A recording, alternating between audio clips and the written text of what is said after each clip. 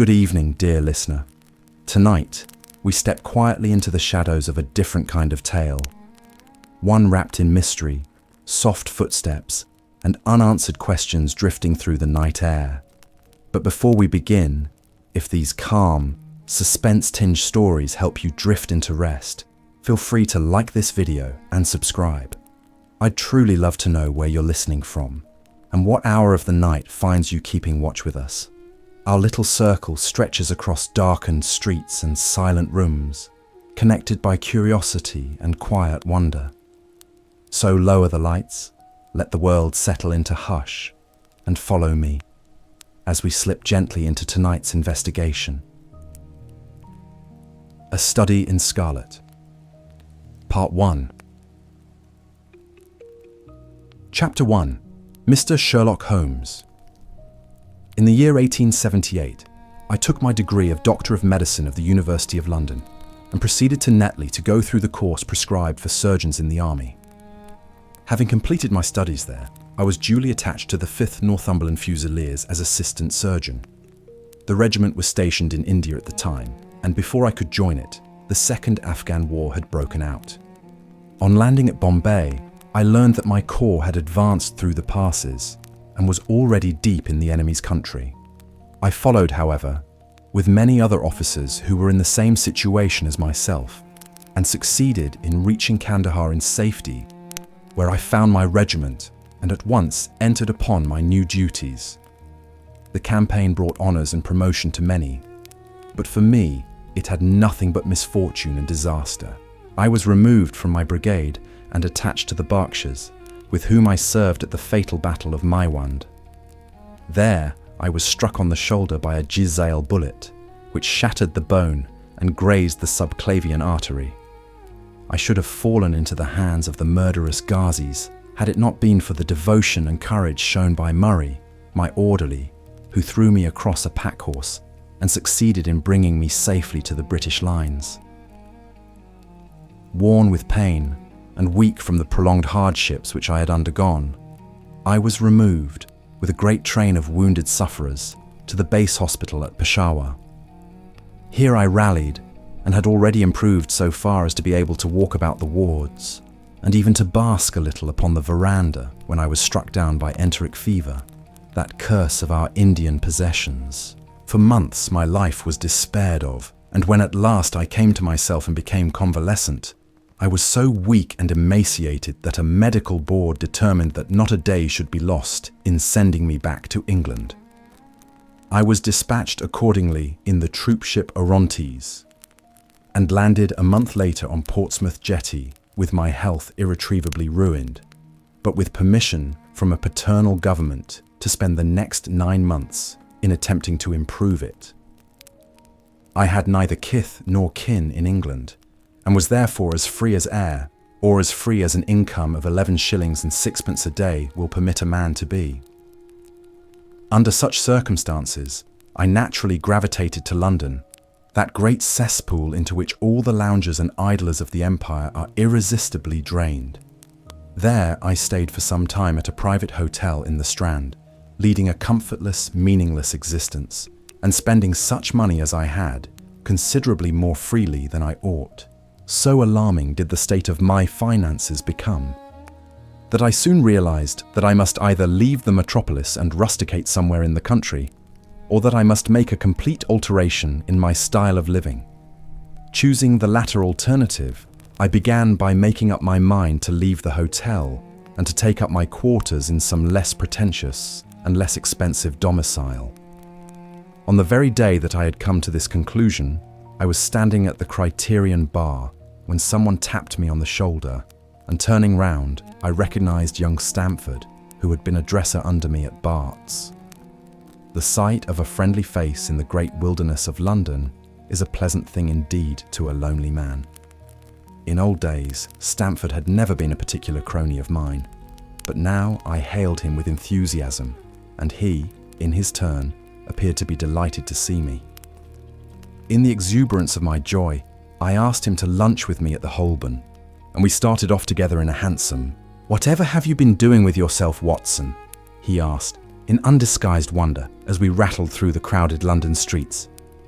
"You are as thin as a lath and as brown as a nut." I gave him a short sketch of my adventures and had hardly concluded it by the time that we reached our destination. "Poor devil," he said, commiseratingly, after he had listened to my misfortunes. "What are you up to now?" "Looking for lodgings," I answered, "trying to solve the problem as to whether it is possible to get comfortable rooms at a reasonable price." "That's a strange thing," remarked my companion. "You are the second man today that has used that expression to me." "And who was the first?" I asked. "A fellow who is working at the chemical laboratory up at the hospital. He was bemoaning himself this morning because he could not get someone to go halves with him in some nice rooms which he had found, and which were too much for his purse." "By Jove," I cried, "if he really wants someone to share the rooms and the expense, I am the very man for him. I should prefer having a partner to being alone." Young Stamford looked rather strangely at me over his wineglass. "You don't know Sherlock Holmes yet," he said. "Perhaps you would not care for him as a constant companion." "Why? What is there against him?" "Oh, I didn't say there was anything against him. He is a little queer in his ideas, an enthusiast in some branches of science. As far as I know, he is a decent fellow enough." "A medical student, I suppose," said I. "No, I have no idea what he intends to go in for. I believe he is well up in anatomy, and he is a first-class chemist. But as far as I know, he has never taken out any systematic medical classes.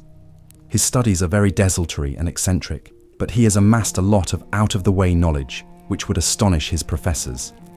"Did you never ask him what he was going in for?" I asked. "No, he is not a man that it is easy to draw out, though he can be communicative enough when the fancy seizes him." "I should like to meet him," I said. "If I am to lodge with anyone, I should prefer a man of studious and quiet habits. I am not strong enough yet to stand much noise or excitement. I had enough of both in Afghanistan to last me for the remainder of my natural existence. How could I meet this friend of yours?" "He is sure to be at the laboratory," returned my companion. "He either avoids the place for weeks, or else he works there from morning to night.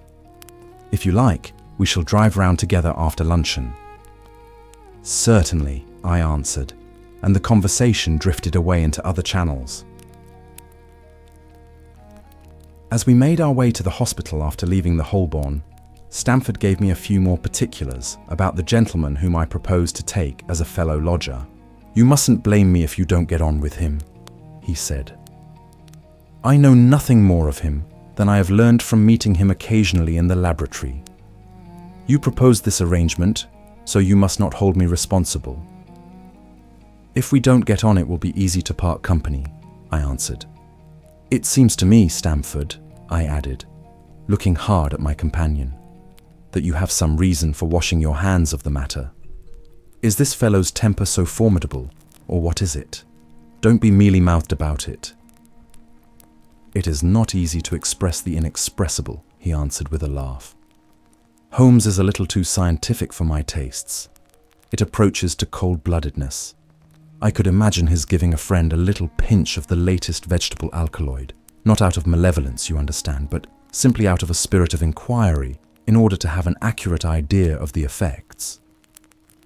To do him justice, I think that he would take it himself with the same readiness. He appears to have a passion for definite and exact knowledge. Very right too. Yes, but it may be pushed to excess. When it comes to beating the subjects in the dissecting rooms with a stick, it is certainly taking rather a bizarre shape." "Beating the subjects?" "Yes, to verify how far bruises may be produced after death. I saw him at it with my own eyes." "And yet you say he is not a medical student?" "No. Heaven knows what the objects of his studies are. But here we are, and you must form your own impressions about him." As he spoke, we turned down a narrow lane and passed through a small side door, which opened into a wing of the great hospital. It was familiar ground to me, and I needed no guiding as we ascended the bleak stone staircase and made our way down the long corridor with its vista of whitewashed wall and dun-coloured doors. Near the further end, a low arched passage branched away from it and led to the chemical laboratory. This was a lofty chamber, lined and littered with countless bottles. Broad, low tables were scattered about, which bristled with retorts, test tubes, and little Bunsen lamps, with their blue flickering flames. There was only one student in the room who was bending over a distant table absorbed in his work. At the sound of our steps, he glanced round and sprang to his feet with a cry of pleasure. "I found it! I found it!" he shouted to my companion, running towards us with a test tube in his hand. "I have found a reagent which is precipitated by hemoglobin and by nothing else." Had he discovered a gold mine, greater delight could not have shone upon his features. "Dr. Watson, Mr. Sherlock Holmes," said Stamford, introducing us. "How are you?" he said cordially, gripping my hand with a strength for which I should hardly have given him credit. "You have been in Afghanistan, I perceive." "How on earth did you know that?" I asked in astonishment. "Never mind," said he, chuckling to himself. "The question now is about hemoglobin. No doubt you see the significance of this discovery of mine." "It is interesting, chemically, no doubt," I answered, "but practically?" "Why, man, it is the most practical medico-legal discovery for years. Don't you see that it gives us an infallible test for bloodstains? Come over here now." He seized me by the coat sleeve in his eagerness and drew me over to the table at which he had been working. "Let us have some fresh blood," he said, digging a long bodkin into his finger and drawing off the resulting drop of blood in a chemical pipette. "Now, I add this small quantity of blood to a litre of water. You perceive that the resulting mixture has the appearance of pure water. The proportion of blood cannot be more than 1 in a million. I have no doubt, however, that we shall be able to obtain the characteristic reaction." As he spoke, he threw into the vessel a few white crystals and then added some drops of a transparent fluid. In an instant, the contents assumed a dull mahogany colour, and a brownish dust was precipitated to the bottom of the glass jar. "Ha! Ha!" he cried, clapping his hands and looking as delighted as a child with a new toy. "What do you think of that?" "It seems to be a very delicate test," I remarked. "Beautiful! Beautiful!" The old Guiacum test was very clumsy and uncertain. So is the microscopic examination for blood corpuscles. The latter is valueless if the stains are a few hours old. Now, this appears to act as well, whether the blood is old or new. Had this test been invented, there are hundreds of men now walking the earth who would long ago have paid the penalty of their crimes. "Indeed," I murmured. "Criminal cases are continually hinging upon that one point. A man is suspected of a crime months, perhaps, after it has been committed. His linen or clothes are examined and brownish stains discovered upon them. Are they blood stains, or mud stains, or rust stains, or fruit stains, or what are they? That is a question which has puzzled many an expert. And why? Because there was no reliable test. Now we have the Sherlock Holmes' test, and there will no longer be any difficulty."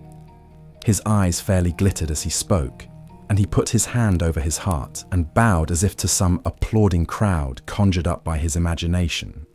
"You are to be congratulated," I remarked, considerably surprised at his enthusiasm. "There was the case of von Bischoff at Frankfurt last year. He would certainly have been hung had this test been in existence. Then there was Mason of Bradford, and the notorious Muller, and Lefebvre of Montpellier, and Sampson of New Orleans. I could name a score of cases in which it would have been decisive." "You seem to be a walking calendar of crime," said Stamford with a laugh. "You might start a paper on those lines. Call it the police news of the past." "Very interesting reading it might be made too," remarked Sherlock Holmes, sticking a small piece of plaster over the prick on his finger. "I have to be careful," he continued, turning to me with a smile, "for I dabble with poisons a good deal." He held out his hand as he spoke, and I noticed that it was all mottled over with similar pieces of plaster and discoloured with strong acids. "We came here on business," said Stamford, sitting down on a high three-legged stool and pushing another one in my direction with his foot. "My friend here wants to take diggings, and as you were complaining that you could get no one to go halves with you, I thought that I had better bring you together." Sherlock Holmes seemed delighted at the idea of sharing his rooms with me. "I have my eye on a suite in Baker Street," he said, "which would suit us down to the ground. You don't mind the smell of strong tobacco, I hope?" "I always smoke ships myself," I answered. "That's good enough. I generally have chemicals about and occasionally do experiments. Would that annoy you?" "By no means." "Let me see. What are my other shortcomings? I get in the dumps at times, and don't open my mouth for days on end. You must not think I'm sulky when I do that. Just let me alone, and I'll soon be right. What have you to confess now? It's just as well for two fellows to know the worst of one another before they begin to live together." I laughed at this cross-examination. "I keep a bullpup," I said, "and I object to rows because my nerves are shaken, and I get up at all sorts of ungodly hours, and I'm extremely lazy. I have another set of vices when I'm well, but those are the principal ones at present." "Do you include violin playing in your category of rows?" he asked anxiously.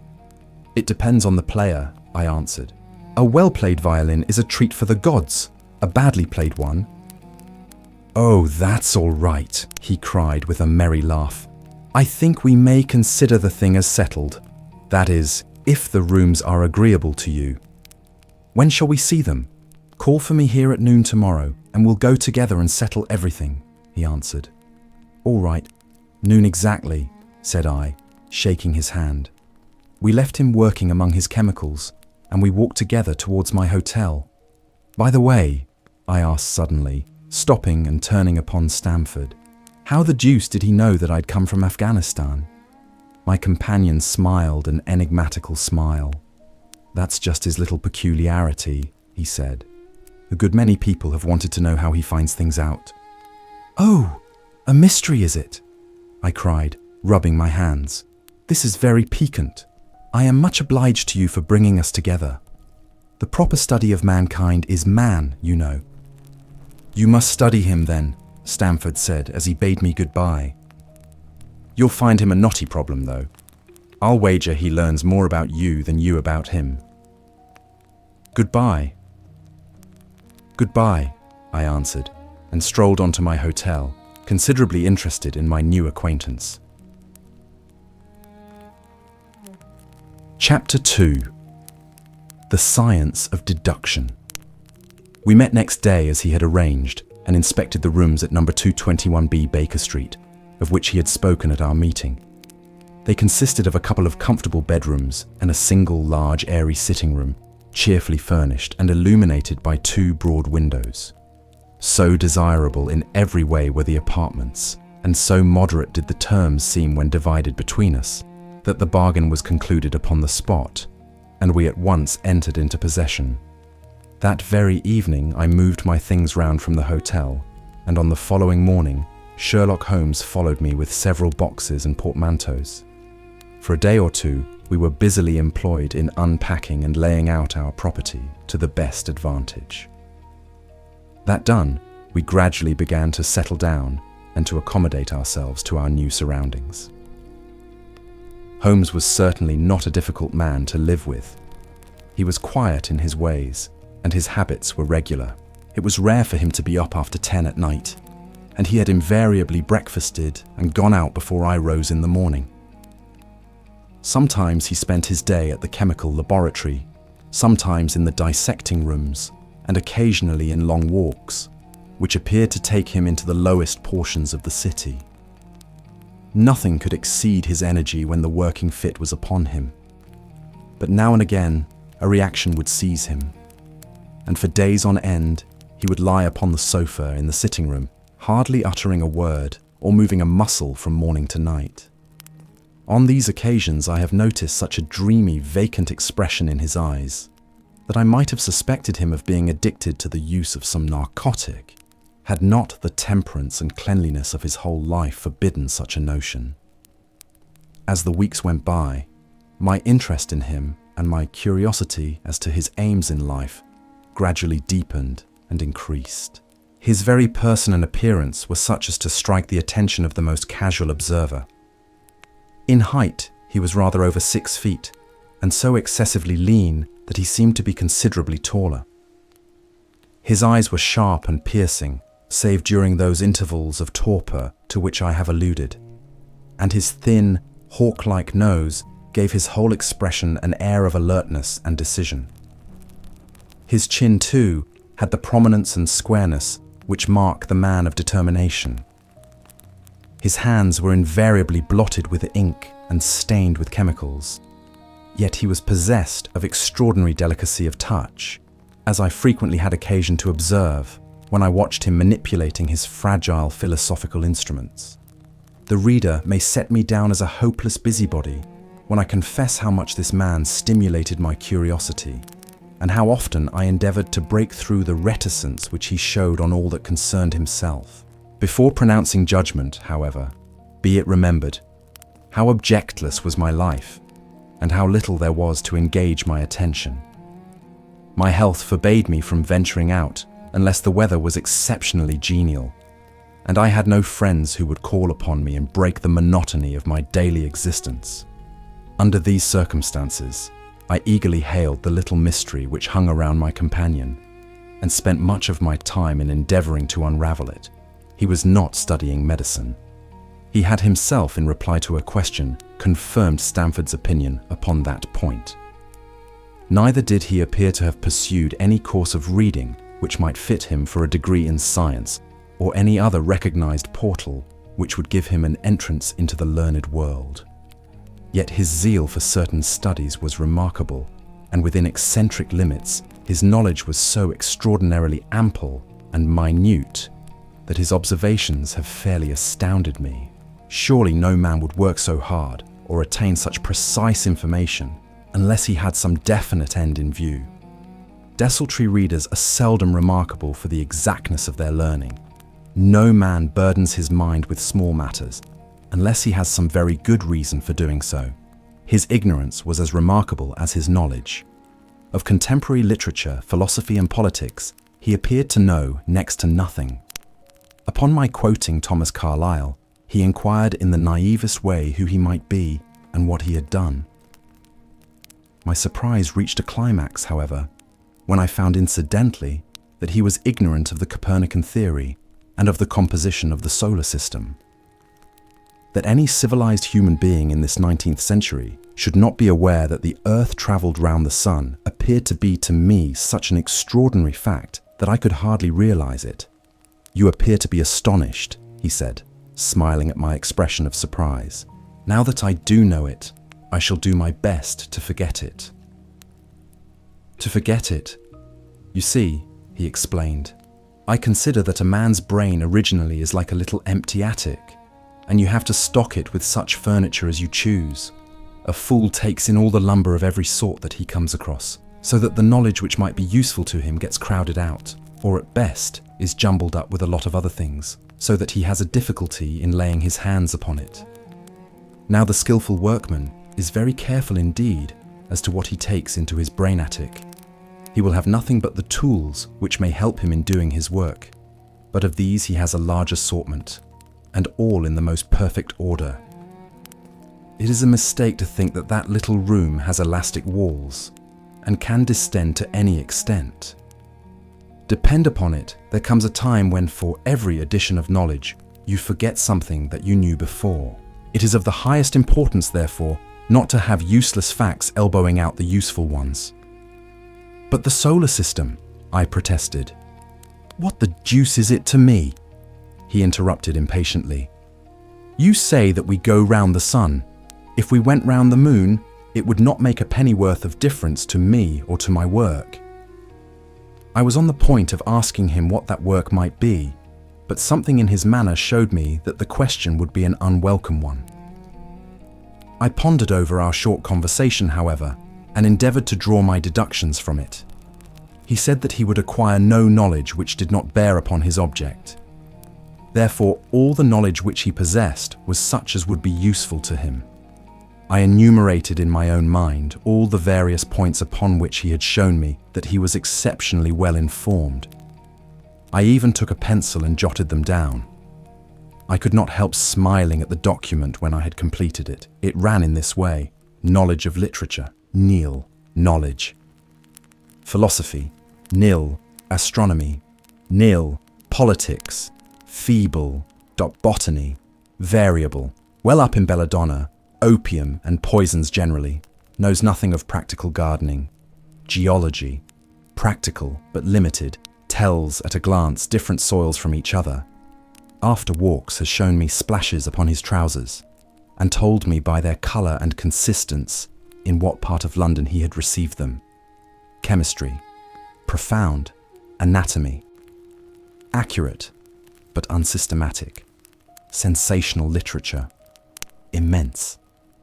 He appears to know every detail of every horror perpetrated in the century, plays the violin well, is an expert single-stick player, boxer and swordsman, has a good practical knowledge of British law. When I had got so far in my list, I threw it into the fire in despair. If I can only find what the fellow is driving at by reconciling all these accomplishments, and discovering a calling which needs them all, I said to myself, I may as well give up the attempt at once. I see that I have alluded above to his powers upon the violin.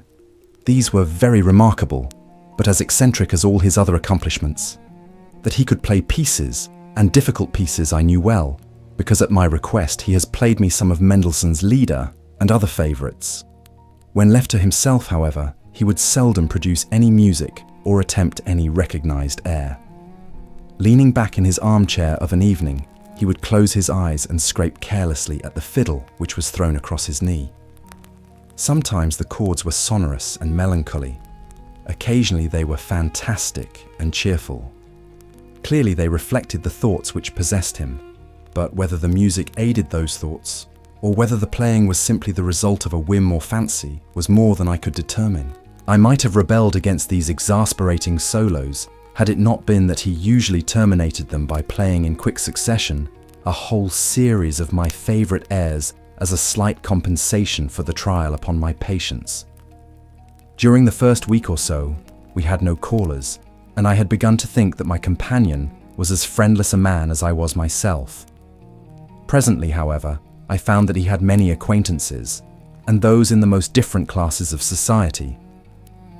There was one little sallow, rat-faced, dark-eyed fellow who was introduced to me as Mr. Lestrade, and who came 3 or 4 times in a single week.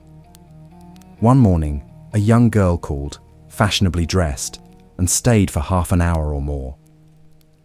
The same afternoon brought a grey-headed, seedy visitor, looking like a Jew peddler, who appeared to me to be much excited, and who was closely followed by a slipshod elderly woman.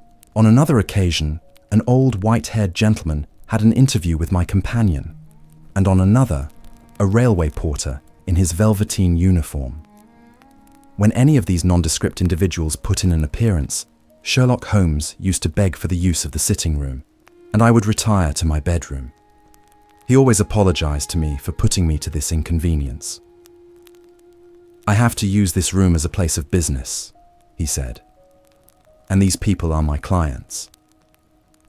Again, I had an opportunity of asking him a point-blank question, and again my delicacy prevented me from forcing another man to confide in me.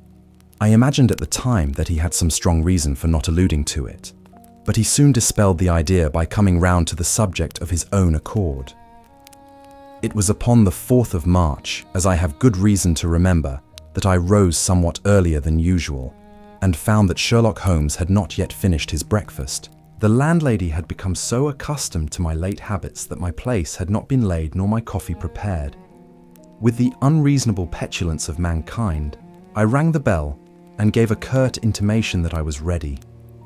Then I picked up a magazine from the table and attempted to while away the time with it, while my companion munched silently at his toast. One of the articles had a pencil mark at the heading, and I naturally began to run my eye through it. Its somewhat ambitious title was The Book of Life, and it attempted to show how much an observant man might learn by an accurate and systematic examination of all that came in his way. It struck me as being a remarkable mixture of shrewdness and of absurdity.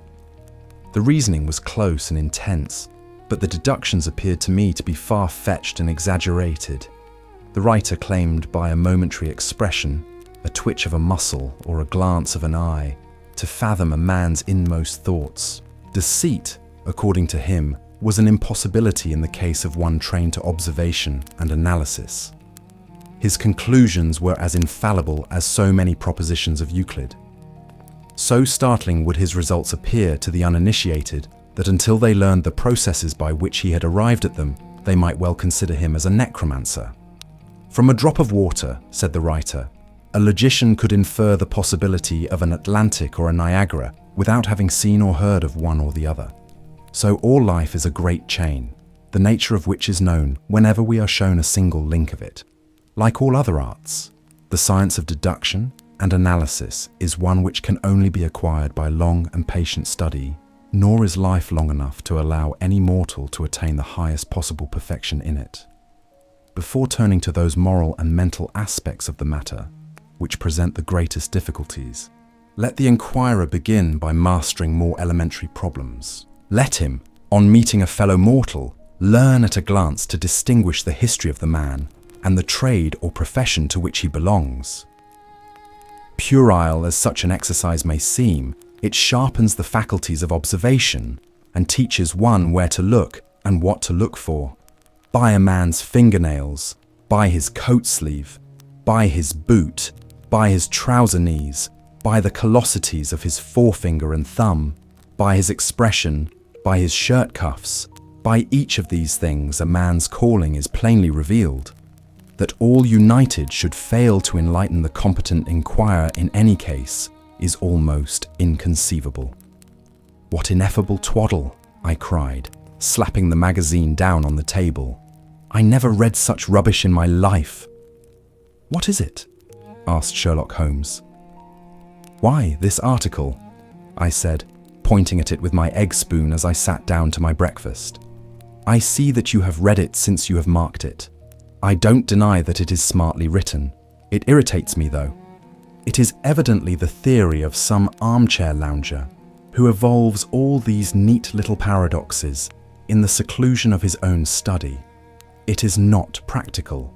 I should like to see him clapped down in a third-class carriage on the Underground and asked to give the trades of all his fellow travellers.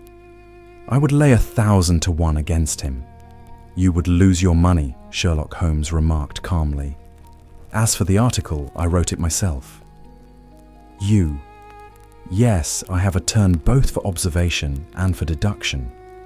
The theories which I have expressed there, and which appear to you to be so chimerical, are really extremely practical. So practical that I depend upon them for my bread and cheese. And how? I asked involuntarily. Well, I have a trade of my own. I suppose I am the only one in the world. I'm a consulting detective, if you can understand what that is. Here in London, we have lots of government detectives and lots of private ones. When these fellows are at fault, they come to me, and I manage to put them on the right scent. They lay all the evidence before me, and I am generally able, by the help of my knowledge of the history of crime, to set them straight. There is a strong family resemblance about misdeeds, and if you have all the details of 1,000 at your finger ends, it is odd if you can't unravel the 1,001st. Lestrade is a well-known detective. He got himself into a fog recently over a forgery case, and that was what brought him here. And these other people, they are mostly sent on by private inquiry agencies. They are all people who are in trouble about something and want a little enlightening. I listen to their story, they listen to my comments, and then I pocket my fee. But do you mean to say, I said, that without leaving your room, you can unravel some knot which other men can make nothing of, although they have seen every detail for themselves? Quite so. I have a kind of intuition that way. Now and again a case turns up which is a little more complex. Then I have to bustle about and see things with my own eyes. You see, I have a lot of special knowledge which I apply to the problem, and which facilitates matters wonderfully. Those rules of deduction laid down in that article which aroused your scorn are invaluable to me in practical work. Observation with me is second nature. You appeared to be surprised when I told you, on our first meeting, that you had come from Afghanistan. You were told, no doubt. Nothing of the sort. I knew you came from Afghanistan. From long habit, the train of thoughts ran so swiftly through my mind that I arrived at the conclusion without being conscious of intermediate steps. There were such steps, however. The train of reasoning ran. Here is a gentleman of a medical type, but with the air of a military man. Clearly an army doctor then. He has just come from the tropics, for his face is dark, and that is not the natural tint of his skin, for his wrists are fair. He has undergone hardship and sickness, as his haggard face says clearly. His left arm has been injured. He holds it in a stiff and unnatural manner. Where in the tropics could an English army doctor have seen much hardship and got his arm wounded? Clearly in Afghanistan. The whole train of thought did not occupy a second. I then remarked that you came from Afghanistan, and you were astonished. It is simple enough as you explain it, I said, smiling. You remind me of Edgar Allan Poe's Dupin. I had no idea that such individuals did exist outside of stories. Sherlock Holmes rose and lit his pipe. No doubt you think that you are complimenting me in comparing me to Dupin, he observed. Now, in my opinion, Dupin was a very inferior fellow. That trick of his of breaking in on his friend's thoughts with an apropos remark after a quarter of an hour's silence is really very showy and superficial. He had some analytical genius, no doubt, but he was by no means such a phenomenon as Poe appeared to imagine. Have you read Gaboriau's works? I asked. Does Lecoq come up to your idea of a detective? Sherlock Holmes sniffed sardonically. Lecoq was a miserable bungler, he said in an angry voice. He had only one thing to recommend him, and that was his energy. That book made me positively ill. The question was how to identify an unknown prisoner. I could have done it in 24 hours. Lecoq took 6 months or so. It might be made a textbook for detectives to teach them what to avoid. I felt rather indignant at having two characters whom I had admired treated in this cavalier style. I walked over to the window and stood looking out into the busy street. This fellow may be very clever, I said to myself, but he is certainly very conceited. There are no crimes and no criminals in these days, he said querulously. What is the use of having brains in our profession? I know well that I have it in me to make my name famous. No man lives or has ever lived who has brought the same amount of study and of natural talent to the detection of crime which I have done. And what is the result? There is no crime to detect, or at most, some bungling villainy with a motive so transparent that even a Scotland Yard official can see through it. I was still annoyed at his bumptious style of conversation. I thought it best to change the topic. I wonder what that fellow is looking for, I asked, pointing to a stalwart, plainly dressed individual who was walking slowly down the other side of the street, looking anxiously at the numbers. He had a large blue envelope in his hand and was evidently the bearer of a message. You mean the retired Sergeant of Marines, said Sherlock Holmes. Brag and bounce, thought I to myself. He knows that I cannot verify his guess. The thought had hardly passed through my mind when the man whom we were watching caught sight of the number on our door and ran rapidly across the roadway. We heard a loud knock, a deep voice below, and heavy steps ascending the stair. For Mr. Sherlock Holmes, he said, stepping into the room and handing my friend the letter. Here was an opportunity of taking the conceit out of him. He little thought of this when he made that random shot. May I ask, my lad, I said, in the blandest voice, what your trade may be? Commissionaire, sir, he said gruffly. Uniform away for repairs. And you were? I asked, with a slightly malicious glance at my companion. A sergeant, sir, Royal Marine Light Infantry, sir. No answer? Right, sir. He clicked his heels together, raised his hand in a salute, and was gone. Chapter 3. The Lauriston Garden Mystery. I confess that I was considerably startled by this fresh proof of the practical nature of my companion's theories. My respect for his powers of analysis increased wondrously. There still remained some lurking suspicion in my mind, however, that the whole thing was a pre-arranged episode intended to dazzle me, though what earthly object he could have in taking me in was past my comprehension. When I looked at him, he had finished reading the note, and his eyes had assumed the vacant, lackluster expression which showed mental abstraction. "How in the world did you deduce that?" I asked. "Deduce what?" said he, petulantly. "Why, that he was a retired sergeant of Marines." "I have no time for trifles," he answered brusquely. Then with a smile, "Excuse my rudeness. You broke the thread of my thoughts, but perhaps it is as well. So you actually were not able to see that that man was a sergeant of Marines?" "No, indeed. It was easier to know it than to explain why I knew it. If you were asked to prove that 2 and 2 made 4, you might find some difficulty, and yet you are quite sure of the fact. Even across the street, I could see a great blue anchor tattooed on the back of the fellow's hand. That smacked of the sea. He had a military carriage, however, and regulation side whiskers.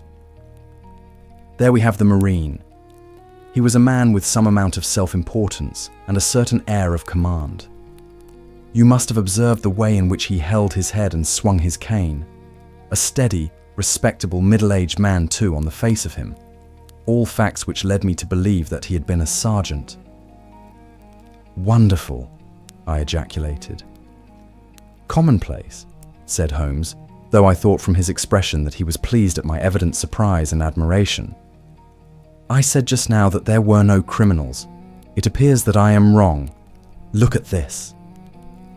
He threw me over the note which the commissionaire had brought. "Why?" I cried, as I cast my eye over it. "This is terrible." "It does seem to be a little out of the common," he remarked calmly. "Would you mind reading it to me aloud?" This is the letter which I read to him. "My dear Mr. Sherlock Holmes, there has been a bad business during the night at 3, Lauriston Gardens, off the Brixton Road. Our man on the beat saw a light there about 2 in the morning, and as the house was an empty one, suspected that something was amiss. He found the door open, and in the front room, which is bare of furniture, discovered the body of a gentleman, well dressed, and having cards in his pocket bearing the name of Enoch J. Drebber, Cleveland, Ohio, USA. There had been no robbery, nor is there any evidence as to how the man met his death. There are marks of blood in the room, but there is no wound upon his person.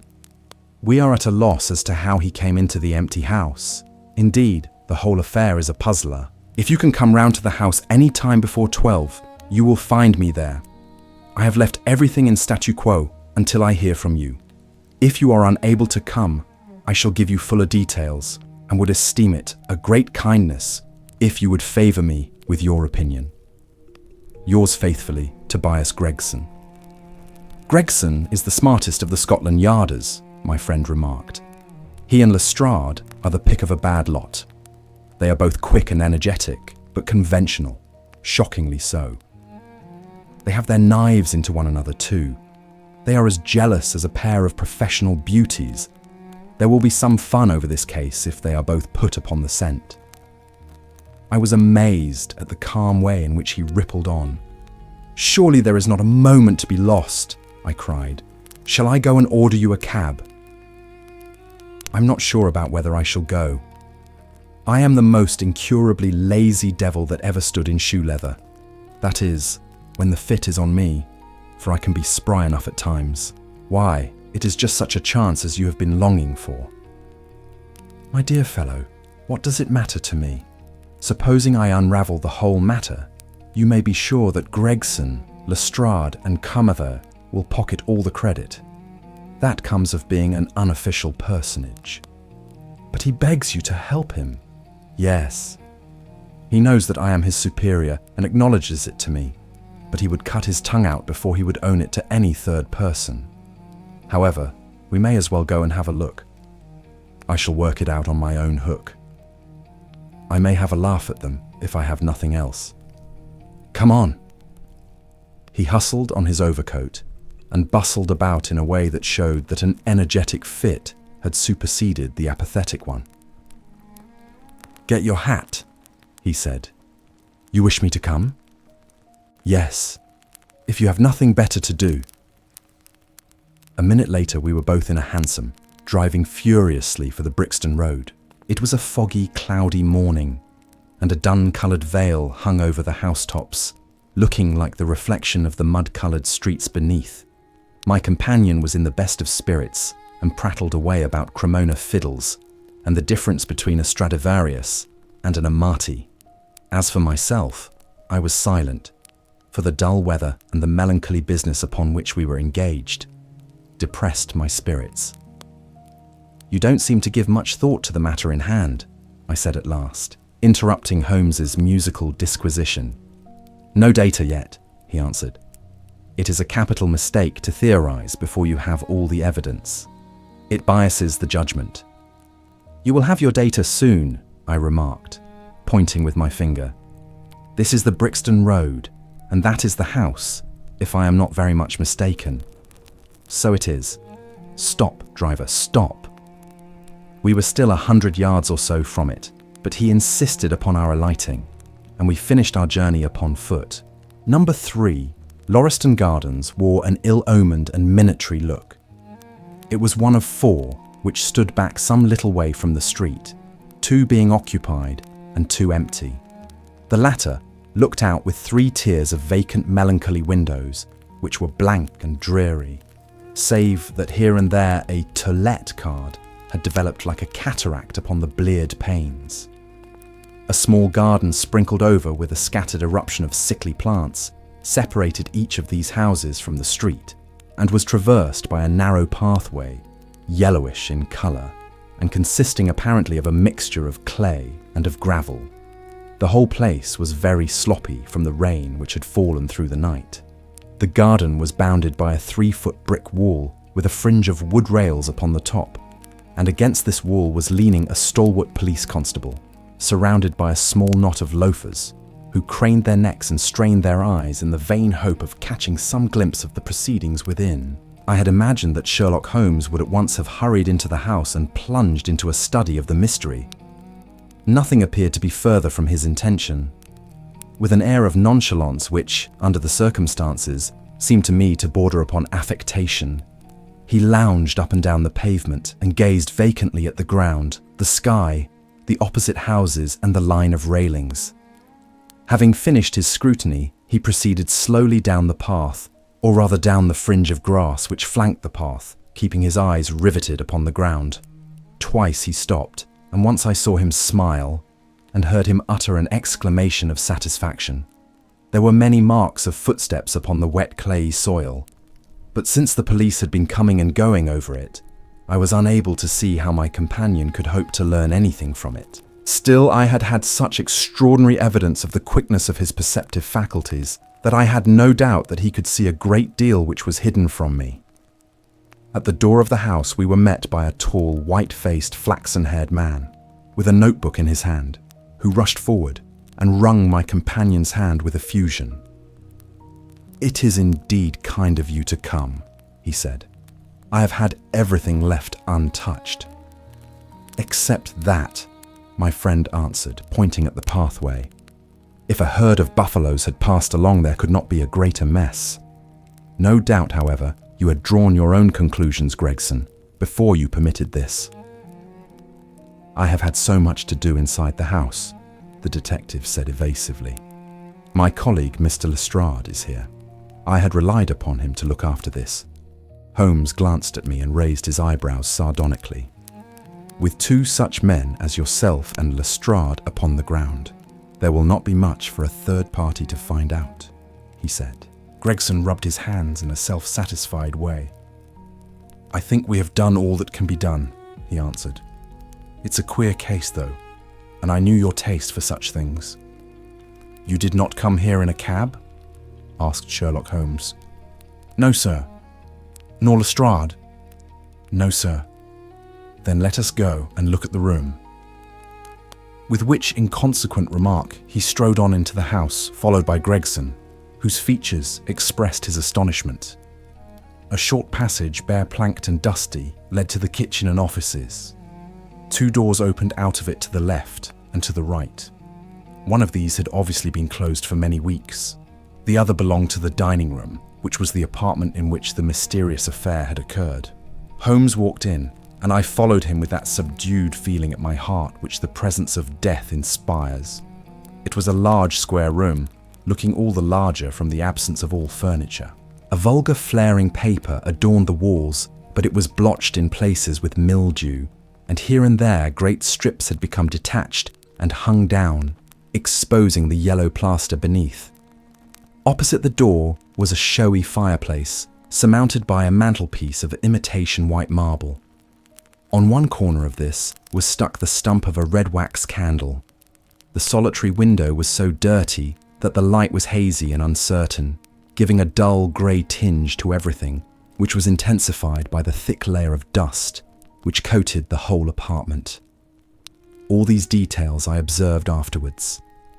At present, my attention was centred upon the single grim, motionless figure which lay stretched upon the boards, with vacant, sightless eyes staring up at the discoloured ceiling. It was that of a man about 43 or 44 years of age, middle-sized, broad-shouldered, with crisp, curling black hair and a short, stubbly beard. He was dressed in a heavy broadcloth frock coat and waistcoat, with light-coloured trousers, an immaculate collar and cuffs. A top hat, well brushed and trim, was placed upon the floor beside him. His hands were clenched and his arms thrown abroad, while his lower limbs were interlocked as though his death struggle had been a grievous one. On his rigid face there stood an expression of horror, and as it seemed to me, of hatred, such as I have never seen upon human features. This malignant and terrible contortion, combined with the low forehead, blunt nose, and prognathous jaw, gave the dead man a singularly simious and ape-like appearance, which was increased by his writhing, unnatural posture. I have seen death in many forms, but never has it appeared to me in a more fearsome aspect than in that dark, grimy apartment, which looked out upon one of the main arteries of suburban London. Lestrade, lean and ferret-like as ever, was standing by the doorway and greeted my companion and myself. "This case will make a stir, sir," he remarked. "It beats anything I have seen, and I am no chicken." "There is no clue," said Gregson. "None at all," chimed in Lestrade. Sherlock Holmes approached the body and, kneeling down, examined it intently. "You are sure that there is no wound?" he asked, pointing to numerous gouts and splashes of blood which lay all round. "Positive!" cried both detectives. "Then, of course, this blood belongs to a second individual, presumably the murderer if murder has been committed. It reminds me of the circumstances attendant on the death of Van Jansen in Utrecht in the year 34. Do you remember the case, Gregson?" "No, sir. Read it up, you really should. There is nothing new under the sun. It has all been done before." As he spoke, his nimble fingers were flying here, there, and everywhere, feeling, pressing, unbuttoning, examining, while his eyes wore the same far-away expression which I have already remarked upon. So swiftly was the examination made that one would hardly have guessed the minuteness with which it was conducted. Finally, he sniffed the dead man's lips, and then glanced at the soles of his patent leather boots. "He has not been moved at all?" he asked. "No more than was necessary for the purposes of our examination." "You can take him to the mortuary now," he said. "There is nothing more to be learned." Gregson had a stretcher and 4 men at hand. At his call, they entered the room, and the stranger was lifted and carried out. As they raised him, a ring tinkled down and rolled across the floor. Lestrade grabbed it up and stared at it, with mystified eyes. "There's been a woman here," he cried. "It's a woman's wedding ring." He held it out as he spoke, upon the palm of his hand. We all gathered round him and gazed at it. There could be no doubt that that circlet of plain gold had once adorned the finger of a bride. "This complicates matters," said Gregson. "Heaven knows, they were complicated enough before." "You're sure it doesn't simplify them?" observed Holmes. "There's nothing to be learned by staring at it. What did you find in his pockets?" "We have it all here," said Gregson, pointing to a litter of objects upon one of the bottom steps of the stairs. "A gold watch, number 97163, by Barraud of London. Gold Albert chain, very heavy and solid. Gold ring with Masonic device. Gold pin, bulldog's head with rubies as eyes. Russian leather card case with cards of Enoch J. Drebber of Cleveland, corresponding with the EJD upon the linen. No purse, but loose money to the extent of £7.13. Pocket edition of Boccaccio's Decameron, with name of Joseph Stangerson upon the flyleaf.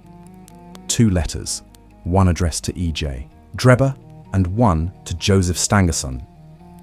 At what address? American Exchange, Strand, to be left till called for.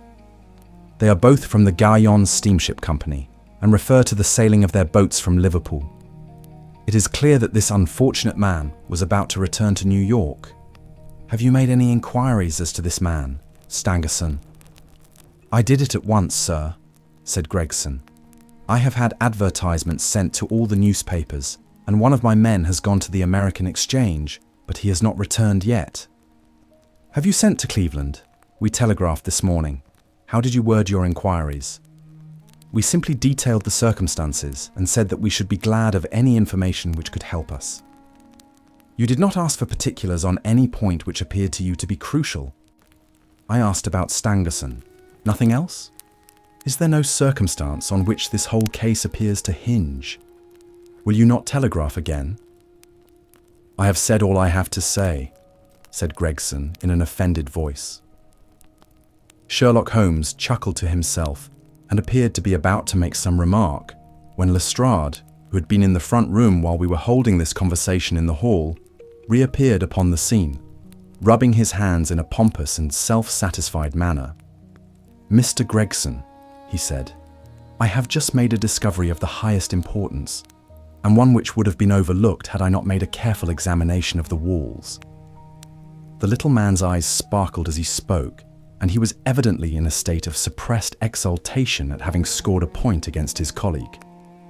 "Come here," he said, bustling back into the room, the atmosphere of which felt clearer since the removal of its ghastly inmate. "Now stand there." He struck a match on his boot and held it up against the wall. "Look at that," he said triumphantly. I have remarked that the paper had fallen away in parts.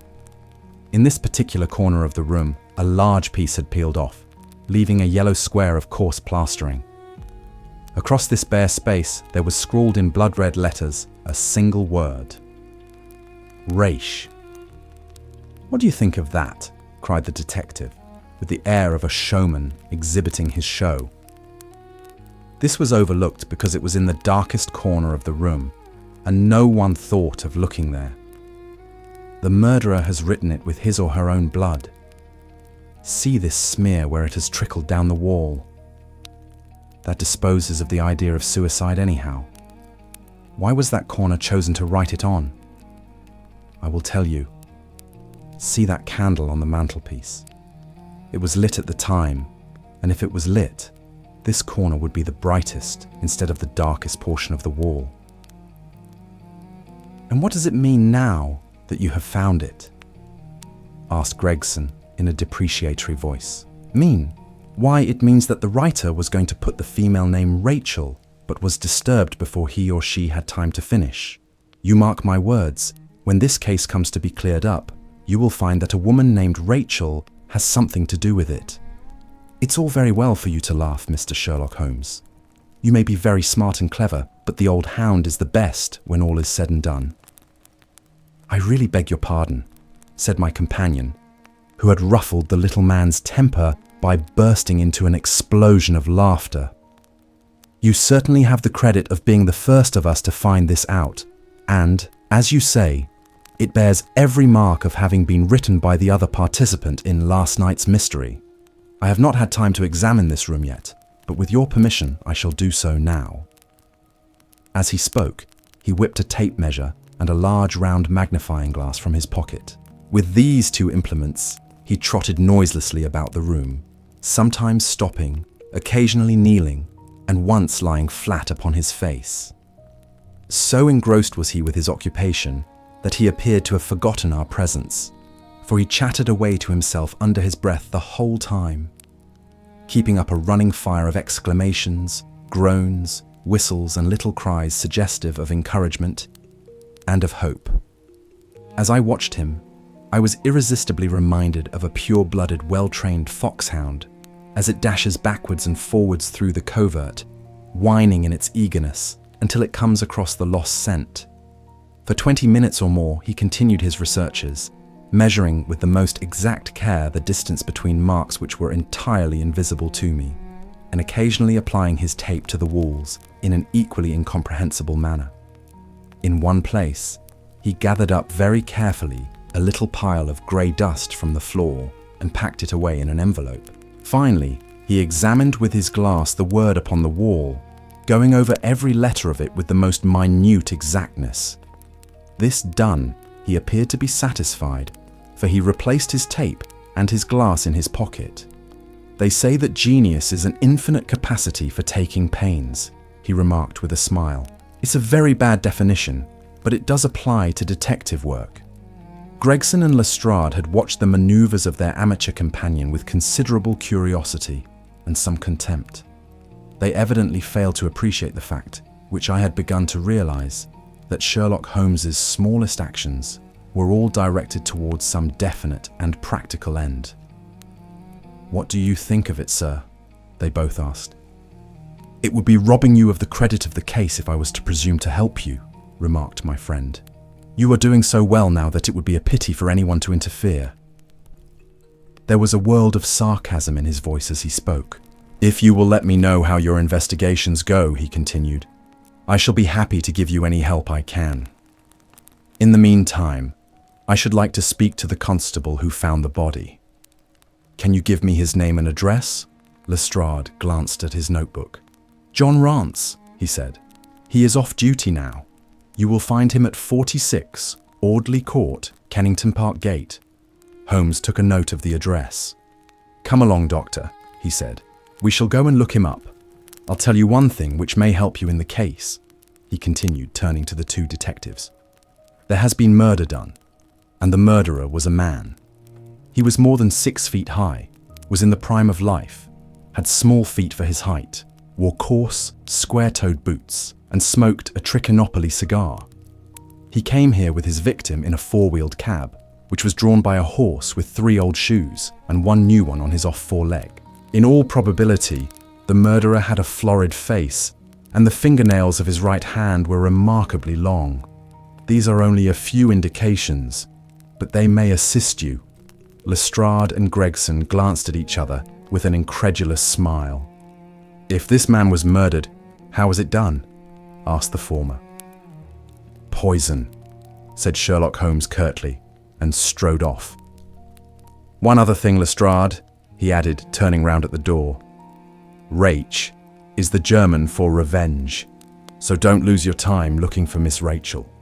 With which Parthian shot, he walked away, leaving the two rivals open-mouthed behind him. Chapter 4. What John Rance had to tell. It was 1 o'clock when we left number 3, Lauriston Gardens. Sherlock Holmes led me to the nearest telegraph office, whence he dispatched a long telegram. He then hailed a cab and ordered the driver to take us to the address given us by Lestrade. "There is nothing like first-hand evidence," he remarked. "As a matter of fact, my mind is entirely made up upon the case, but still we may as well learn all that is to be learned." "You amaze me, Holmes," said I. "Surely you are not as sure as you pretend to be of all those particulars which you gave." "There's no room for a mistake," he answered. The very first thing which I observed on arriving there was that a cab had made 2 ruts with its wheels close to the curb. Now, up to last night, we have had no rain for a week, so that those wheels which left such a deep impression must have been there during the night. There were the marks of the horse's hooves too, the outline of one of which was far more clearly cut than that of the other 3, showing that that was a new shoe. Since the cab was there after the rain began, and was not there at any time during the morning, I have Gregson's word for that. It follows that it must have been there during the night, and therefore that it brought those 2 individuals to the house. That seems simple enough, said I, but how about the other man's height? Why, the height of a man, in 9 cases out of 10, can be told from the length of his stride.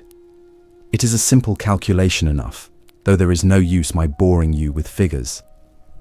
I had this fellow's stride, both on the clay outside and on the dust within. Then I had a way of checking my calculation. When a man writes on a wall, his instinct leads him to write about the level of his own eyes. Now that writing was just over 6 feet from the ground, it was child's play. And his age? I asked. Well, if a man can stride 4.5 feet without the smallest effort, he can't be quite in the sere and yellow. That was the breadth of a puddle on the garden walk which he had evidently walked across. Patent leather boots had gone round, and square toes had hopped over. There is no mystery about it at all. I am simply applying to ordinary life a few of those precepts of observation and deduction which I advocated in that article. Is there anything else that puzzles you?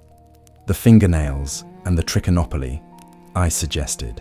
The writing on the wall was done with a man's forefinger dipped in blood. My glass allowed me to observe that the plaster was slightly scratched in doing it, which would not have been the case if the man's nail had been trimmed. I gathered up some scattered ash from the floor. It was dark in colour and flaky, such an ash as is only made by a trichinopoly. I have made a special study of cigar ashes. In fact, I have written a monograph upon the subject. I flatter myself that I can distinguish at a glance the ash of any known brand, either of cigar or of tobacco. It is just in such details that the skilled detective differs from the Gregson and Lestrade type. And the florid face? I asked. Ah, that was a more daring shot, though I have no doubt that I was right. You must not ask me that at the present state of the affair. I passed my hand over my brow. My head is in a whirl, I remarked. The more one thinks of it, the more mysterious it grows. How came these 2 men, if there were 2 men, into an empty house? What has become of the cabman who drove them? How could one man compel another to take poison? Where did the blood come from? What was the object of the murderer, since robbery had no part in it? How came the woman's ring there? Above all, why should the second man write up the German word Reich before decamping? I confess that I cannot see any possible way of reconciling all these facts. My companion smiled approvingly. You sum up the difficulties of the situation succinctly and well, he said. There is much that is still obscure, though I have quite made up my mind on the main facts. As to poor Lestrade's discovery, it was simply a blind intended to put the police upon a wrong track by suggesting socialism and secret societies. It was not done by a German. The A, if you noticed, was printed somewhat after the German fashion. Now, a real German invariably prints in the Latin character, so that we may safely say that this was not written by one, but by a clumsy imitator who overdid his part. It was simply a ruse to divert inquiry into a wrong channel. I'm not going to tell you much more of the case, Doctor. You know a conjurer gets no credit when once he has explained his trick, and if I show you too much of my method of working, you will come to the conclusion that I am a very ordinary individual after all. I shall never do that, I answered. You have brought detection as near an exact science as it ever will be brought in this world. My companion flushed up with pleasure at my words and the earnest way in which I uttered them. I had already observed that he was as sensitive to flattery on the score of his art as any girl could be of her beauty. I'll tell you one other thing, he said. Patent leathers and square toes came in the same cab, and they walked down the pathway together as friendly as possible, arm in all probability. When they got inside, they walked up and down the room. Or rather, patent leathers stood still while square toes walked up and down. I could read all that in the dust, and I could read that as he walked, he grew more and more excited. That is shown by the increased length of his strides. He was talking all the while, and working himself up, no doubt, into a fury. Then the tragedy occurred. I've told you all I know myself now, for the rest is mere surmise and conjecture. We have a good working basis, however, on which to start. We must hurry up, for I want to go to Halle's concert to hear Norman Neruda this afternoon. This conversation had occurred while our cab had been threading its way through a long succession of dingy streets and dreary byways. In the dingiest and dreariest of them, our driver suddenly came to a stand. "That's Audley Court in there," he said, pointing to a narrow slit in the line of dead-coloured brick. "You'll find me here when you come back." Audley Court was not an attractive locality. The narrow passage led us into a quadrangle paved with flags and lined by sordid dwellings. We picked our way among groups of dirty children and through lines of discoloured linen until we came to number 46, the door of which was decorated with a small slip of brass on which the name Rance was engraved. On inquiry, we found that the constable was in bed, and we were shown into a little front parlour to await his coming. He appeared presently, looking a little irritable at being disturbed in his slumbers. "I made my report at the office," he said. Holmes took a half-sovereign from his pocket and played with it pensively. "We thought that we should like to hear it all from your own lips," he said. "I shall be most happy to tell you anything I can," the constable answered with his eyes upon the little golden disc. "Just let us hear it all in your own way as it occurred." Rance sat down on the horsehair sofa and knitted his brows as though determined not to omit anything in his narrative. "I'll tell it you from the beginning," he said. "My time is from 10 at night to 6 in the morning. At 11 there was a fight at the White Hart, but bar that all was quiet enough on the beat. At 1 o'clock it began to rain, and I met Harry Murcher, him who has the Holland Grove beat, and we stood together at the corner of Henrietta Street, a-talkin'. Presently, maybe about 2 or a little after, I thought I would take a look round and see that all was right down the Brixton Road. It was precious dirty and lonely. Not a soul did I meet all the way down, though a cab or two went past me. I was a-strolling down, thinking between ourselves how uncommon handy a 4 of gin hot would be, when suddenly the glint of a light caught my eye in the window of that same house. Now, I knew that them 2 houses in Lauriston Gardens was empty on account of him that owns them, who won't have the drain seed to, though the very last tenant what lived in one of them died of typhoid fever. I was knocked all in a heap, therefore, at seeing a light in the window, and I suspected as something was wrong. When I got to the door, you stopped and then walked back to the garden gate, my companion interrupted. What did you do that for? Rance gave a violent jump and stared at Sherlock Holmes with the utmost amazement upon his features. "Why, that's true, sir," he said, "though how you come to know it, heaven only knows. You see, when I got up to the door, it was so still and so lonesome that I thought I'd be none the worse for someone with me. I ain't afeared of anything on this side of the grave. But I thought that maybe it was him that died of the typhoid inspecting the drains what killed him. The thought gave me a kind of turn, and I walked back to the gate to see if I could see Murcher's lantern, but there wasn't no sign of him nor of anyone else. There was no one in the street. Not a living soul, sir, nor as much as a dog. Then I pulled myself together and went back and pushed the door open. All was quiet inside, so I went into the room where the light was a-burning.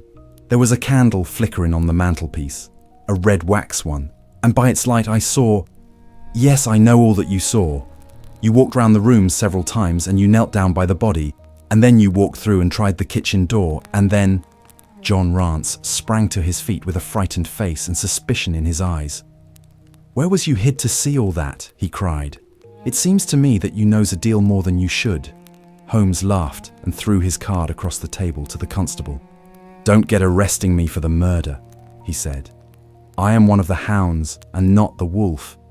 Mr. Gregson or Mr. Lestrade will answer for that. Go on, though. What did you do next?"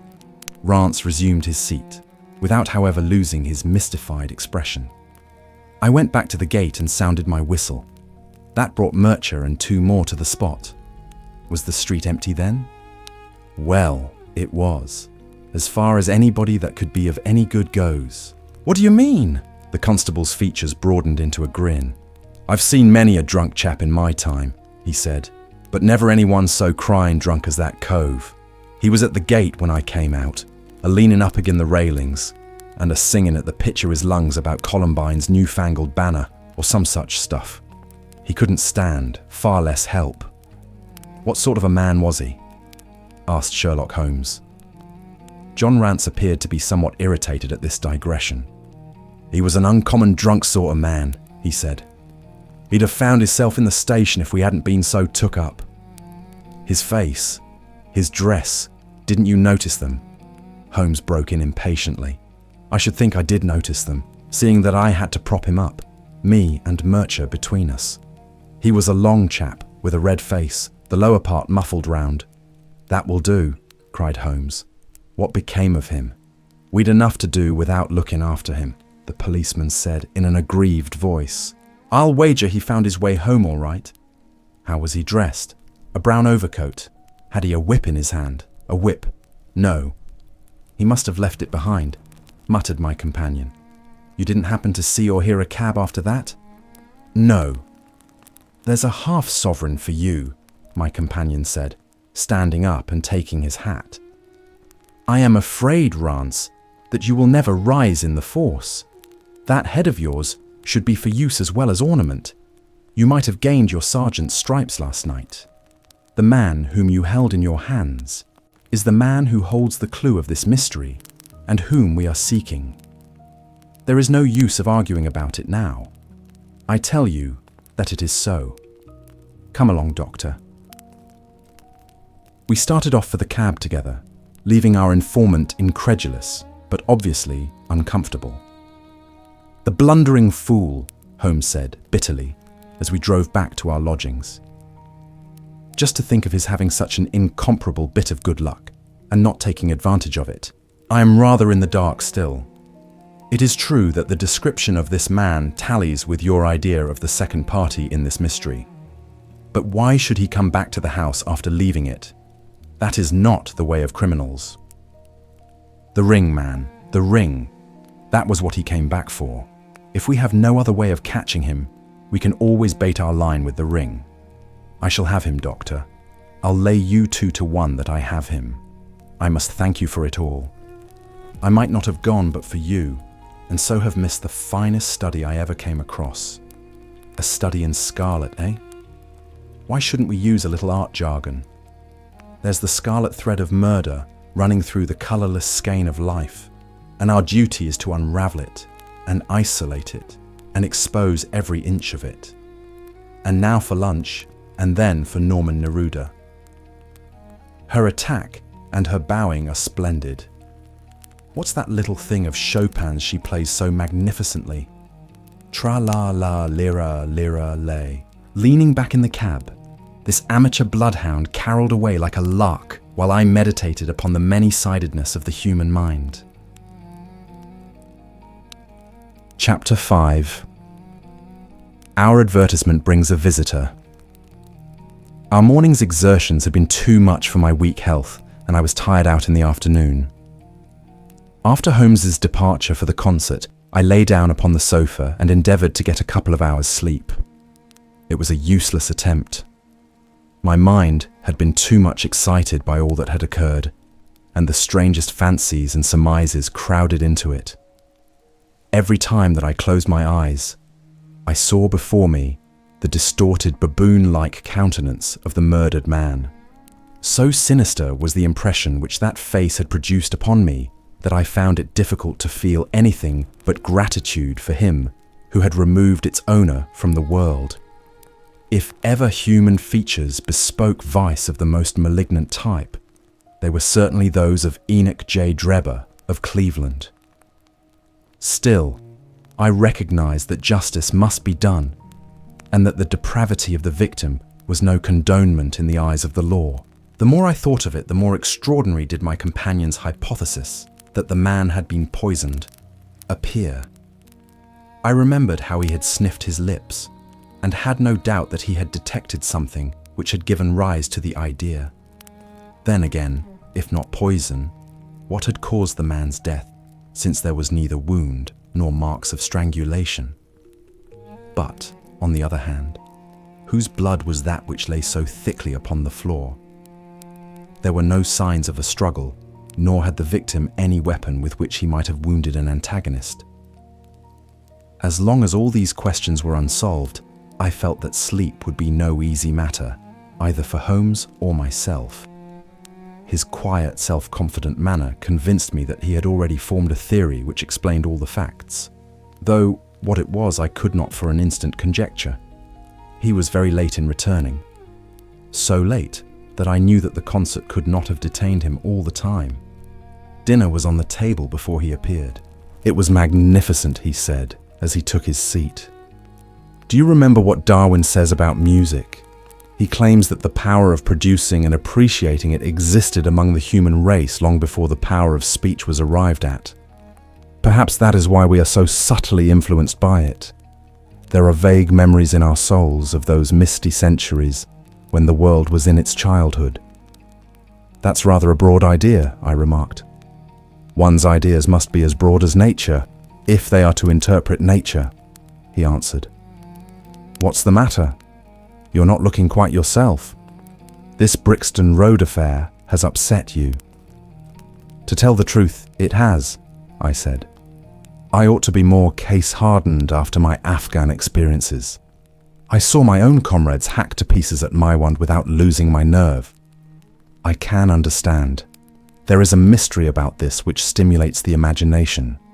Where there is no imagination, there is no horror. Have you seen the evening paper? No. It gives a fairly good account of the affair. It does not mention the fact that when the man was raised up, a woman's wedding ring fell upon the floor. It is just as well it does not. Why? Look at this advertisement, he answered. I had one sent to every paper this morning immediately after the affair. He threw the paper across to me, and I glanced at the place indicated. It was the first announcement in the Found column. In Brixton Road this morning, it ran, a plain gold wedding ring, found in the roadway between the White Hart Tavern and Holland Grove. Apply Dr. Watson, 221B, Baker Street, between 8 and 9 this evening. Excuse my using your name, he said. If I used my own, some of these dunderheads would recognize it and want to meddle in the affair. That is all right, I answered. But supposing anyone applies, I have no ring. Oh yes, you have, said he, handing me one. This will do very well. It is almost a facsimile. And who do you expect will answer this advertisement? Why, the man in the brown coat, our florid friend with the square toes. If he does not come himself, he will send an accomplice. Would he not consider it as too dangerous? Not at all. If my view of the case is correct, and I have every reason to believe that it is, this man would rather risk anything than lose the ring. According to my notion, he dropped it while stooping over Drebber's body and did not miss it at the time. After leaving the house, he discovered his loss and hurried back, but found the police already in possession, owing to his own folly in leaving the candle burning. He had to pretend to be drunk in order to allay the suspicions which might have been aroused by his appearance at the gate. Now put yourself in that man's place. On thinking the matter over, it must have occurred to him that it was possible that he had lost the ring in the road after leaving the house. What would he do then? He would eagerly look out for the evening papers in the hope of seeing it among the articles found. His eye, of course, would light upon this. He would be overjoyed. Why should he fear a trap? There would be no reason in his eyes why the finding of the ring should be connected with the murder. He would come. He will come. You shall see him within an hour. And then? I asked. Oh, you can leave me to deal with him then. Have you any arms? I have my old service revolver and a few cartridges. You had better clean it and load it. He will be a desperate man, and though I shall take him unawares, it is as well to be ready for anything. I went to my bedroom and followed his advice. When I returned with the pistol, the table had been cleared, and Holmes was engaged in his favourite occupation of scraping upon his violin. The plot thickens, he said as I entered. I have just had an answer to my American telegram. My view of the case is the correct one. And that is? I asked eagerly. My fiddle would be the better for new strings, he remarked. Put your pistol in your pocket. When the fellow comes, speak to him in an ordinary way. Leave the rest to me. Don't frighten him by looking at him too hard. It is 8 o'clock now, I said, glancing at my watch. Yes, he will probably be here in a few minutes. Open the door slightly. That will do. Now put the key on the inside. Thank you. This is a queer old book I picked up at a stall yesterday. De Jure Intelligente, published in Latin at Liège in the Lowlands in 1642. Charles' head was still firm on his shoulders when this little brown-backed volume was struck off. Who is the printer? Philippe de Croix, whoever he may have been. On the fly-leaf, in very faded ink, is written Ex Libris Guglielmi White. I wonder who William White was. Some pragmatical 17th century lawyer, I suppose. His writing has a legal twist about it. Here comes our man, I think. As he spoke, there was a sharp ring at the bell. Sherlock Holmes rose softly and moved his chair in the direction of the door. We heard the servant pass along the hall and the sharp click of the latch as she opened it. "Does Dr. Watson live here?" asked a clear but rather harsh voice. We could not hear the servant's reply, but the door closed and someone began to ascend the stairs. The footfall was an uncertain and shuffling one. A look of surprise passed over the face of my companion as he listened to it. It came slowly along the passage, and there was a feeble tap at the door. "Come in," I cried. At my summons, instead of the man of violence whom we expected, a very old and wrinkled woman hobbled into the apartment. She appeared to be dazzled by the sudden blaze of light, and after dropping a curtsy, she stood blinking at us with her bleared eyes and fumbling in her pocket with nervous, shaky fingers. I glanced at my companion, and his face had assumed such a disconsolate expression that it was all I could do to keep my countenance. The old crone drew out an evening paper and pointed at our advertisement. "It's this as has brought me, good gentleman," she said, dropping another curtsy. "A gold wedding ring in the Brixton Road. It belongs to my girl Sally, as was married only this time 12 months, which her husband is steward aboard a Union boat. And what he'd say if he comes home and found her without her ring is more than I can think, he being short enough at the best of times, but more especially when he has the drink. If it please you, she went to the circus last night, along with—" "Is that her ring?" I asked. "The Lord be thanked," cried the old woman. "Sally will be a glad woman this night. That's the ring." "And what may your address be?" I inquired, taking up a pencil. "Duncan Street, Houndsditch, a weary way from here." "The Brixton Road does not lie between any circus and Houndsditch," said Sherlock Holmes sharply. The old woman faced round and looked keenly at him from her little red-rimmed eyes. "The gentleman asked me for my address," she said. "Sally lives in lodgings at 3 Mayfield Place, Peckham. And your name is—" "My name is Sawyer. Hers is Dennis, which Tom Dennis married her. And a smart, clean lad too, as long as he's at sea, and no steward in the company more thought of. But when on shore, what with the women and what with liquor shops—" "Here is your ring, Mrs. Sawyer," I interrupted, in obedience to a sign from my companion. "It clearly belongs to your daughter, and I am glad to be able to restore it to the rightful owner." With many mumbled blessings and protestations of gratitude, the old crone packed it away in her pocket and shuffled off down the stairs. Sherlock Holmes sprang to his feet the moment that she was gone and rushed into his room. He returned in a few seconds enveloped in an ulster and a cravat. "I'll follow her," he said hurriedly. "She must be an accomplice and will lead me to him. Wait up for me." The hall door had hardly slammed behind our visitor before Holmes had descended the stair. Looking through the window, I could see her walking feebly along the other side, while her pursuer dogged her some little distance behind. Either his whole theory is incorrect, I thought to myself, or else he will be led now to the heart of the mystery. There was no need for him to ask me to wait up for him, for I felt that sleep was impossible until I heard the result of his adventure. It was close upon 9 when he set out. I had no idea how long he might be, but I sat stolidly puffing at my pipe and skipping over the pages of Henri Murger's Vie de Bohème.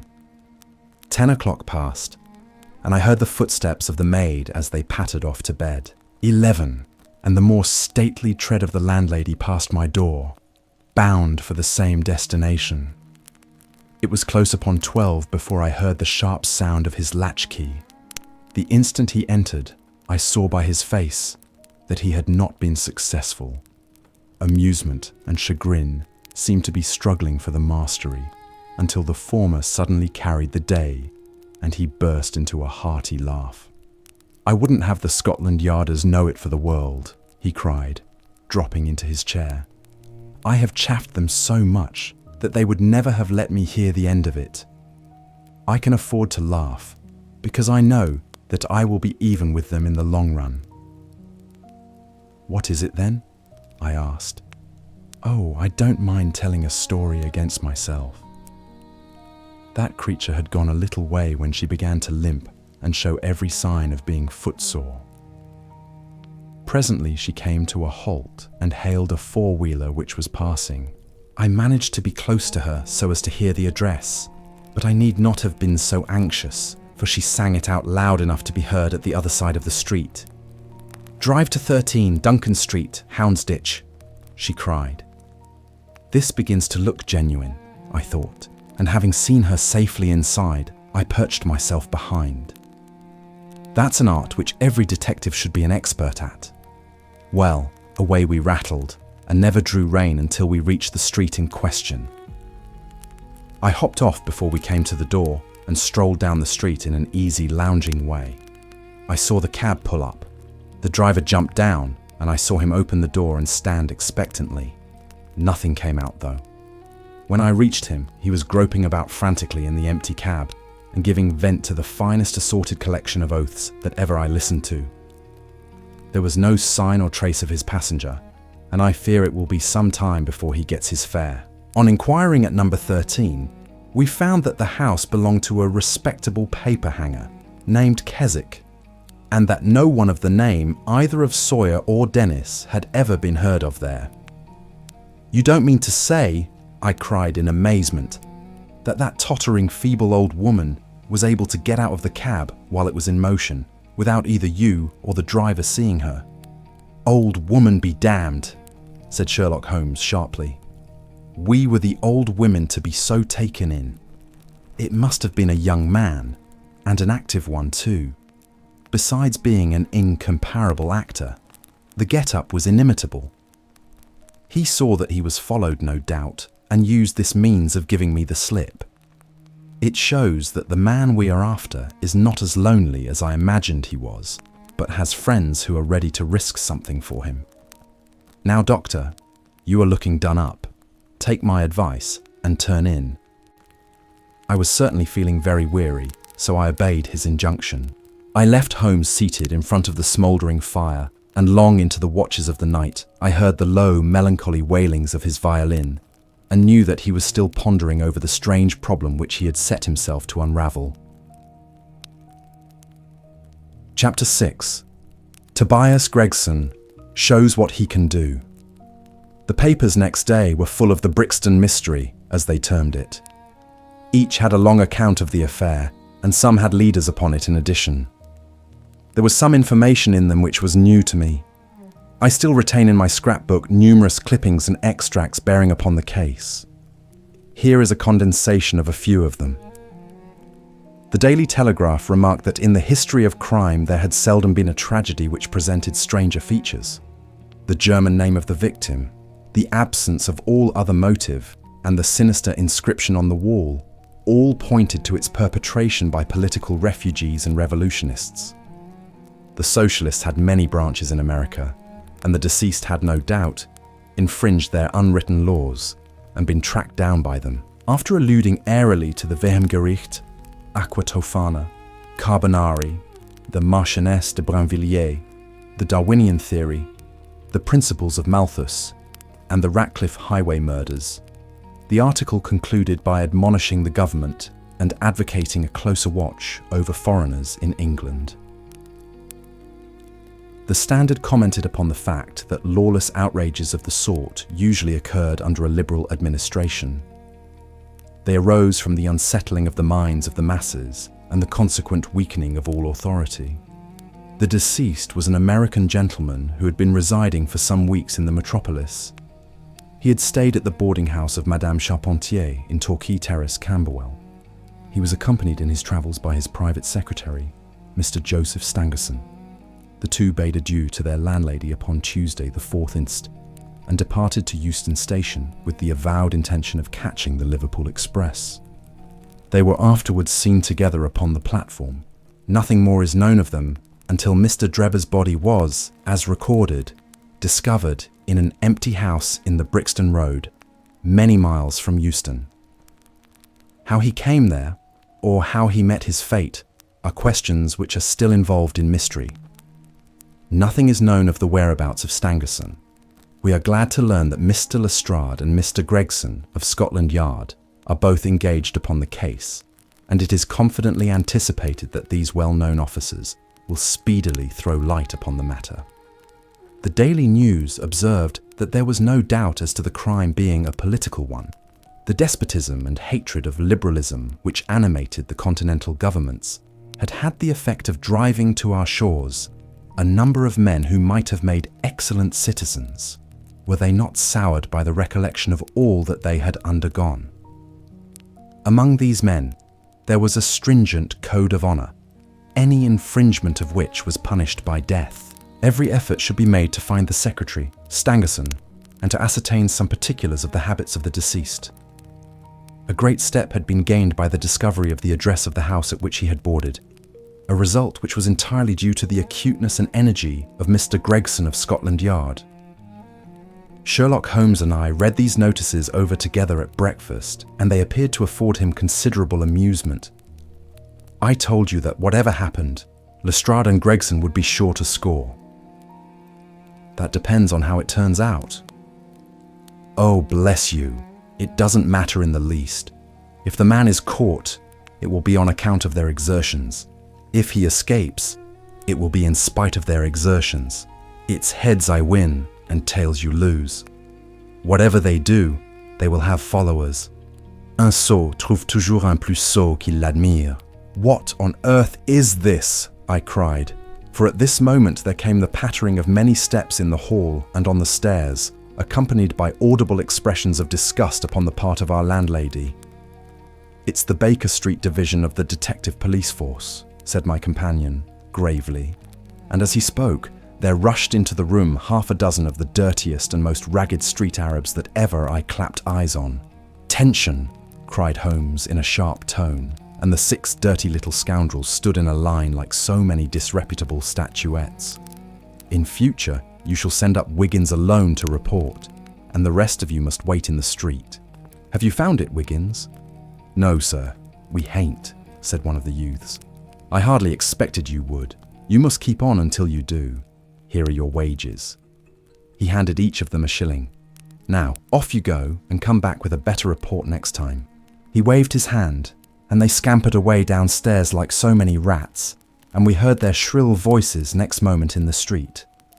"There's more work to be got out of one of those little beggars than out of a dozen of the force," Holmes remarked. "The mere sight of an official-looking person seals men's lips. These youngsters, however, go everywhere and hear everything. They are as sharp as needles too. All they want is organisation." "Is it on this Brixton case that you are employing them?" I asked. "Yes. There is a point which I wish to ascertain. It is merely a matter of time." Hello. We are going to hear some news now with a vengeance. Here is Gregson coming down the road with beatitude written upon every feature of his face. Bound for us, I know. Yes, he is stopping. There he is. There was a violent peal at the bell, and in a few seconds the fair-haired detective came up the stairs, 3 steps at a time, and burst into our sitting room. "My dear fellow," he cried, wringing Holmes' unresponsive hand. "Congratulate me. I have made the whole thing as clear as day." A shade of anxiety seemed to me to cross my companion's expressive face. "Do you mean that you are on the right track?" he asked. "The right track? Why, sir, we have the man under lock and key. And his name is?" "Arthur Charpentier, sub-lieutenant in Her Majesty's Navy," cried Gregson, pompously, rubbing his fat hands and inflating his chest. Sherlock Holmes gave a sigh of relief and relaxed into a smile. "Take a seat and try one of these cigars," he said. "We are anxious to know how you managed it. Will you have some whiskey and water?" "I don't mind if I do," the detective answered. "The tremendous exertions which I have gone through during the last day or two have worn me out. Not so much bodily exertion, you understand, as the strain upon the mind. You will appreciate that, Mr. Sherlock Holmes, for we are both brain workers." "You do me too much honor," said Holmes gravely. "Let us hear how you arrived at this most gratifying result." The detective seated himself in the armchair and puffed complacently at his cigar. Then suddenly he slapped his thigh in a paroxysm of amusement. "The fun of it is," he cried, that fool Lestrade, who thinks himself so smart, has gone off upon the wrong track altogether. He is after the Secretary Stangerson, who had no more to do with the crime than the babe unborn. I have no doubt that he has caught him by this time."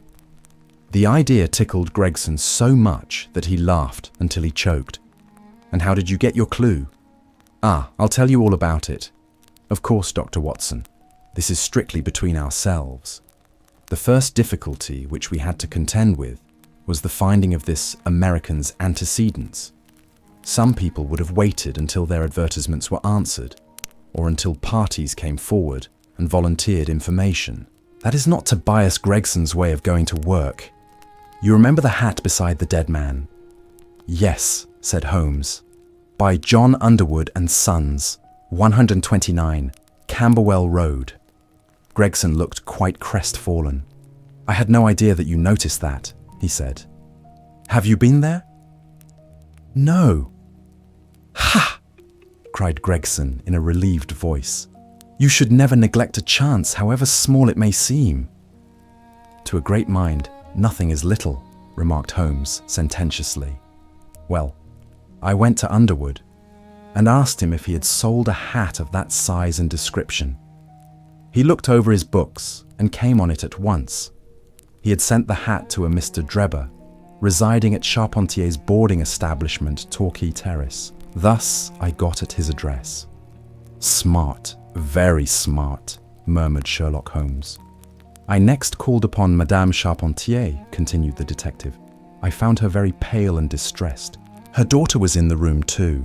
An uncommonly fine girl she is too. She was looking red about the eyes and her lips trembled as I spoke to her. That didn't escape my notice. I began to smell a rat. You know the feeling, Mr. Sherlock Holmes, when you come upon the right scent, a kind of thrill in your nerves. Have you heard of the mysterious death of your late boarder, Mr. Enoch J. Drebber of Cleveland?" I asked. The mother nodded. She didn't seem able to get out a word. The daughter burst into tears. I felt more than ever that these people knew something of the matter. "At what o'clock did Mr. Drebber leave your house for the train?" I asked. "At 8 o'clock, she said, gulping in her throat to keep down her agitation. "His secretary, Mr. Stangerson, said that there were 2 trains, one at 9:15 and one at 11. He was to catch the first." "And was that the last which you saw of him?" A terrible change came over the woman's face as I asked the question. Her features turned perfectly livid. It was some seconds before she could get out the single word, "yes." And when it did come, it was in a husky, unnatural tone. There was silence for a moment, and then the daughter spoke in a calm, clear voice. "No good can ever come of falsehood, mother," she said. "Let us be frank with this gentleman. We did see Mr. Drebber again." "God forgive you," cried Madame Charpentier, throwing up her hands and sinking back in her chair. "You have murdered your brother." "Arthur would rather that we spoke the truth," the girl answered firmly. "You had best tell me all about it now," I said. "Half confidences are worse than none. Besides, you do not know how much we know of it." "On your head be it, Alice," cried her mother. And then, turning to me, "I will tell you all, sir. Do not imagine that my agitation on behalf of my son arises from any fear lest he should have had a hand in this terrible affair. He is utterly innocent of it. My dread is, however, that in your eyes and in the eyes of others, he may appear to be compromised. That, however, is surely impossible. His high character, his profession, his antecedents would all forbid it." "Your best way is to make a clean breast of the facts," I answered. "Depend upon it, if your son is innocent, he will be none the worse. Perhaps, Alice, you had better leave us together," she said, and her daughter withdrew. "Now, sir," she continued, "I had no intention of telling you all this, but since my poor daughter has disclosed it, I have no alternative. Having once decided to speak, I will tell you all without omitting any particular." "It is your wisest course," said I. "Mr. Drebber has been with us nearly 3 weeks. He and his secretary, Mr. Stangerson, had been travelling on the continent. I noticed a Copenhagen label upon each of their trunks, showing that that had been their last stopping place. Stangerson was a quiet, reserved man, but his employer, I am sorry to say, was far otherwise. He was coarse in his habits and brutish in his ways. The very night of his arrival, he became very much the worse for drink. And indeed, after 12 o'clock in the day, he could hardly ever be said to be sober. His manners towards the maidservants were disgustingly free and familiar. Worst of all, he speedily assumed the same attitude towards my daughter, Alice, and spoke to her more than once in a way which, fortunately, she is too innocent to understand. On one occasion, he actually seized her in his arms and embraced her, an outrage which caused his own secretary to reproach him for his unmanly conduct. "But why did you stand all this?" I asked. "I suppose that you can get rid of your boarders when you wish." Mrs. Charpentier blushed at my pertinent question. "Would to God that I had given him notice on the very day that he came," she said, "but it was a sore temptation. They were paying £1 a day each, £14 a week, and this is the slack season. I am a widow, and my boy in the Navy has cost me much. I grudged to lose the money. I acted for the best. This last was too much, however, and I gave him notice to leave on account of it. That was the reason of his going. Well, my heart grew light when I saw him drive away. My son is on leave just now, but I did not tell him anything of all this, for his temper is violent, and he is passionately fond of his sister. When I closed the door behind them, a load seemed to be lifted from my mind. Alas, in less than an hour, there was a ring at the bell, and I learned that Mr. Drebber had returned. He was much excited, and evidently the worse for drink. He forced his way into the room, where I was sitting with my daughter, and made some incoherent remark about having missed his train. He then turned to Alice, and before my very face, proposed to her that she should fly with him. "You are of age," he said, "and there is no law to stop you. I have money enough and to spare. Never mind the old girl here, but come along with me now straight away. You shall live like a princess." Poor Alice was so frightened that she shrunk away from him, but he caught her by the wrist and endeavoured to draw her towards the door. I screamed, and at that moment my son Arthur came into the room. What happened then, I do not know. I heard oaths and the confused sounds of a scuffle. I was too terrified to raise my head. When I did look up, I saw Arthur standing in the doorway laughing with a stick in his hand. "I don't think that fine fellow will trouble us again," he said. "I will just go after him and see what he does with himself." With those words, he took his hat and started off down the street. The next morning, we heard of Mr. Drebber's mysterious death. This statement came from Mrs. Charpentier's lips, with many gasps and pauses. At times she spoke so low that I could hardly catch the words. I made shorthand notes of all that she said, however, so that there should be no possibility of a mistake. "It's quite exciting," said Sherlock Holmes with a yawn. "What happened next?" When Mrs. Charpentier paused, the detective continued, "I saw that the whole case hung upon one point. Fixing her with my eye in a way which I always found effective with women, I asked her at what hour her son returned. 'I do not know,' she answered. 'Not know?' 'No, he has a latchkey, and he let himself in.' 'After you went to bed?' 'Yes.' 'When did you go to bed?' 'About 11. So your son was gone at least 2 hours?' 'Yes.' 'Possibly 4 or 5? "'Yes.' 'What was he doing during that time?' 'I do not know,' she answered, turning white to her very lips. Of course, after that there was nothing more to be done.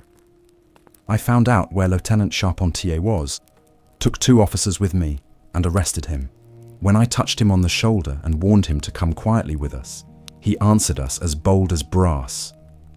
'I suppose you are arresting me for being concerned in the death of that scoundrel Drebber,' he said. We had said nothing to him about it, so that his alluding to it had a most suspicious aspect. 'Very,' said Holmes. He still carried the heavy stick which the mother described him as having with him when he followed Drebber. It was a stout oak cudgel. 'What is your theory then?' 'Well, my theory is that he followed Drebber as far as the Brixton Road. When there, a fresh altercation arose between them, in the course of which Drebber received a blow from the stick, in the pit of the stomach perhaps, which killed him without leaving any mark. The night was so wet that no one was about, so Charpentier dragged the body of his victim into the empty house. As to the candle and the blood and the writing on the wall and the ring, they may all be so many tricks to throw the police on to the wrong scent.' 'Well done,' said Holmes in an encouraging voice. 'Really, Gregson, you are getting along. We shall make something of you yet.' 'I flatter myself that I have managed it rather neatly,' the detective answered proudly. The young man volunteered a statement, in which he said that after following Drebber some time, the latter perceived him and took a cab in order to get away from him. On his way home, he met an old shipmate and took a long walk with him. On being asked where this old shipmate lived, he was unable to give any satisfactory reply. I think the whole case fits together uncommonly well. What amuses me is to think of Lestrade, who had started off upon the wrong scent. I am afraid he won't make much of... Why, by Jove, here's the very man himself. It was indeed Lestrade who had ascended the stairs while we were talking, and who now entered the room. The assurance and jauntiness which generally marked his demeanour and dress were, however, wanting. His face was disturbed and troubled, while his clothes were disarranged and untidy. He had evidently come with the intention of consulting with Sherlock Holmes, for on perceiving his colleague he appeared to be embarrassed and put out. He stood in the centre of the room, fumbling nervously with his hat and uncertain what to do. "This is a most extraordinary case," he said at last, "a most incomprehensible affair." "Ah, you find it so, Mr. Lestrade," cried Gregson triumphantly. "I thought you would come to that conclusion. Have you managed to find the secretary, Mr. Joseph Stangerson?" "The secretary, Mr. Joseph Stangerson," said Lestrade gravely, "was murdered at Halliday's private hotel about 6 o'clock this morning." Chapter 7. Light in the Darkness. The intelligence with which Lestrade greeted us was so momentous and so unexpected that we were all three fairly dumbfounded. Gregson sprang out of his chair and upset the remainder of his whiskey and water. I stared in silence at Sherlock Holmes, whose lips were compressed and his brows drawn down over his eyes. "Stangerson too," he muttered. "The plot thickens." "It was quite thick enough before," grumbled Lestrade, taking a chair. "I seem to have dropped into a sort of council of war. Are you sure of this piece of intelligence?" stammered Gregson. "I have just come from his room," said Lestrade. "I was the first to discover what had occurred." "We have been hearing Gregson's view of the matter," Holmes observed. "Would you mind letting us know what you have seen and done?" "I have no objection," Lestrade answered, seating himself. "I freely confess that I was of the opinion that Stangerson was concerned in the death of Drebber. This fresh development has shown me that I was completely mistaken. Full of the one idea, I set myself to find out what had become of the secretary. They had been seen together at Euston Station about 8:30 on the evening of the 3rd. At 2 in the morning, Drebber had been found in the Brixton Road. The question which confronted me was to find out how Stangerson had been employed between 8:30 and the time of the crime, and what had become of him afterwards. I telegraphed to Liverpool, giving a description of the man, and warning them to keep a watch upon the American boats. I then set to work calling upon all the hotels and lodging houses in the vicinity of Euston. You see, I argued that if Drebber and his companion had become separated, the natural course for the latter would be to put up somewhere in the vicinity for the night, and then to hang about the station again next morning. "They would be likely to agree on some meeting place beforehand," remarked Holmes. "So it proved. I spent the whole of yesterday evening in making inquiries entirely without avail. This morning I began very early, and at 8 o'clock I reached Halliday's private hotel in Little George Street. On my inquiry as to whether a Mr. Stangerson was living there, they at once answered me in the affirmative. 'No doubt you are the gentleman whom he was expecting,' they said. 'He has been waiting for a gentleman for 2 days.' 'Where is he now?' I asked. 'He is upstairs in bed. He wished to be called at 9. "'I will go up and see him at once,' I said. It seemed to me that my sudden appearance might shake his nerves and lead him to say something unguarded. The Boots volunteered to show me the room. It was on the 2nd floor, and there was a small corridor leading up to it. The Boots pointed out the door to me and was about to go downstairs again when I saw something that made me feel sickish, in spite of my 20 years' experience. From under the door there curled a little red ribbon of blood, which had meandered across the passage and formed a little pool along the skirting at the other side. I gave a cry, which brought the Boots back. He nearly fainted when he saw it. The door was locked on the inside, but we put our shoulders to it and knocked it in. The window of the room was open, and beside the window, all huddled up, lay the body of a man in his nightdress. He was quite dead, and had been for some time, for his limbs were rigid and cold. When we turned him over, the Boots recognized him at once as being the same gentleman who had engaged the room under the name of Joseph Stangerson. The cause of death was a deep stab in the left side, which must have penetrated the heart. And now comes the strangest part of the affair. What do you suppose was above the murdered man?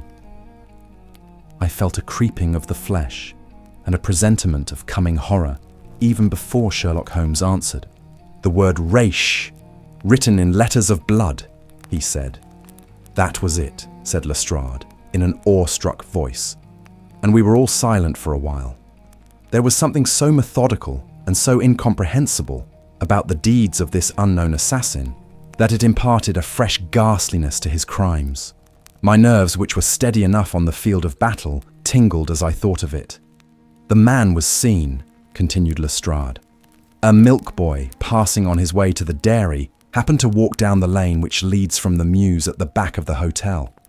He noticed that a ladder, which usually lay there, was raised against one of the windows of the 2nd floor, which was wide open. After passing, he looked back and saw a man descend the ladder. He came down so quietly and openly that the boy imagined him to be some carpenter or joiner at work in the hotel. He took no particular notice of him, beyond thinking in his own mind that it was early for him to be at work. He has an impression that the man was tall, had a reddish face, and was dressed in a long brownish coat.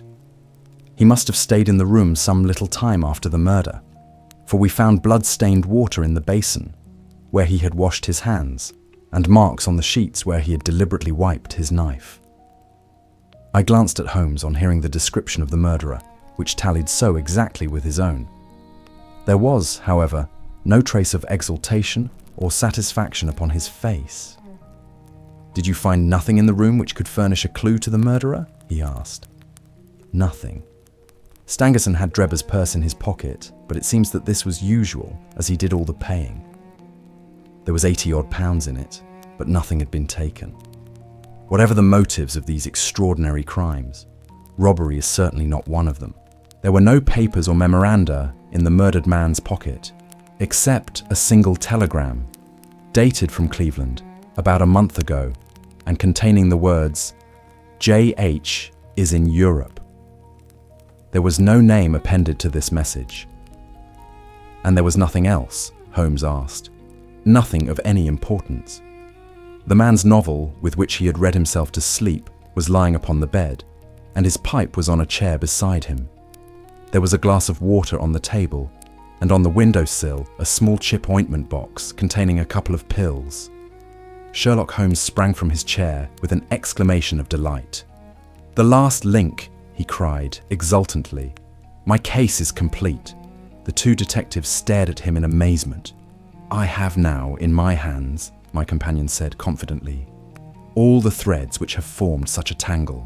There are, of course, details to be filled in, but I am as certain of all the main facts, from the time that Drebber parted from Stangerson at the station, up to the discovery of the body of the latter, as if I had seen them with my own eyes. I will give you a proof of my knowledge. Could you lay your hand upon those pills?" "I have them," said Lestrade, producing a small white box. "I took them and the purse and the telegram, intending to have them put in a place of safety at the police station. It was the merest chance my taking these pills, for I am bound to say that I do not attach any importance to them." "Give them here," said Holmes. "Now, doctor," turning to me, "are those ordinary pills?" They certainly were not. They were of a pearly grey colour, small, round, and almost transparent against the light. From their lightness and transparency, I should imagine that they are soluble in water, I remarked. "Precisely so," answered Holmes. "Now would you mind going down and fetching that poor little devil of a terrier which has been bad so long, and which the landlady wanted you to put out of its pain yesterday?" I went downstairs and carried the dog upstairs in my arms. Its laboured breathing and glazing eye showed that it was not far from its end. Indeed, its snow-white muzzle proclaimed that it had already exceeded the usual term of canine existence. I placed it upon a cushion on the rug. "I will now cut one of these pills in two," said Holmes, and drawing his penknife, he suited the action to the word. "One half we return into the box for future purposes. The other half I will place in this wine glass, in which is a teaspoonful of water. You perceive that our friend the doctor is right, and that it readily dissolves." "This may be very interesting," said Lestrade in the injured tone of one who suspects that he is being laughed at. "I cannot see, however, what it has to do with the death of Mr. Joseph Stangerson. Patience, my friend, patience. You will find in time that it has everything to do with it. I shall now add a little milk to make the mixture palatable, and on presenting it to the dog we find that he laps it up readily enough." As he spoke, he turned the contents of the wineglass into a saucer and placed it in front of the terrier, who speedily licked it dry. Sherlock Holmes's earnest demeanour had so far convinced us that we all sat in silence, watching the animal intently and expecting some startling effect. None such appeared, however. The dog continued to lie stretched upon the cushion, breathing in a laboured way, but apparently neither the better nor the worse for its draught. Holmes had taken out his watch, and as minute followed minute without result, an expression of the utmost chagrin and disappointment appeared upon his features. He gnawed his lip, drummed his fingers upon the table, and showed every other symptom of acute impatience. So great was his emotion that I felt sincerely sorry for him, while the two detectives smiled derisively, by no means displeased at this check which he had met. "It can't be a coincidence," he cried, at last springing from his chair and pacing wildly up and down the room. It is impossible that it should be a mere coincidence.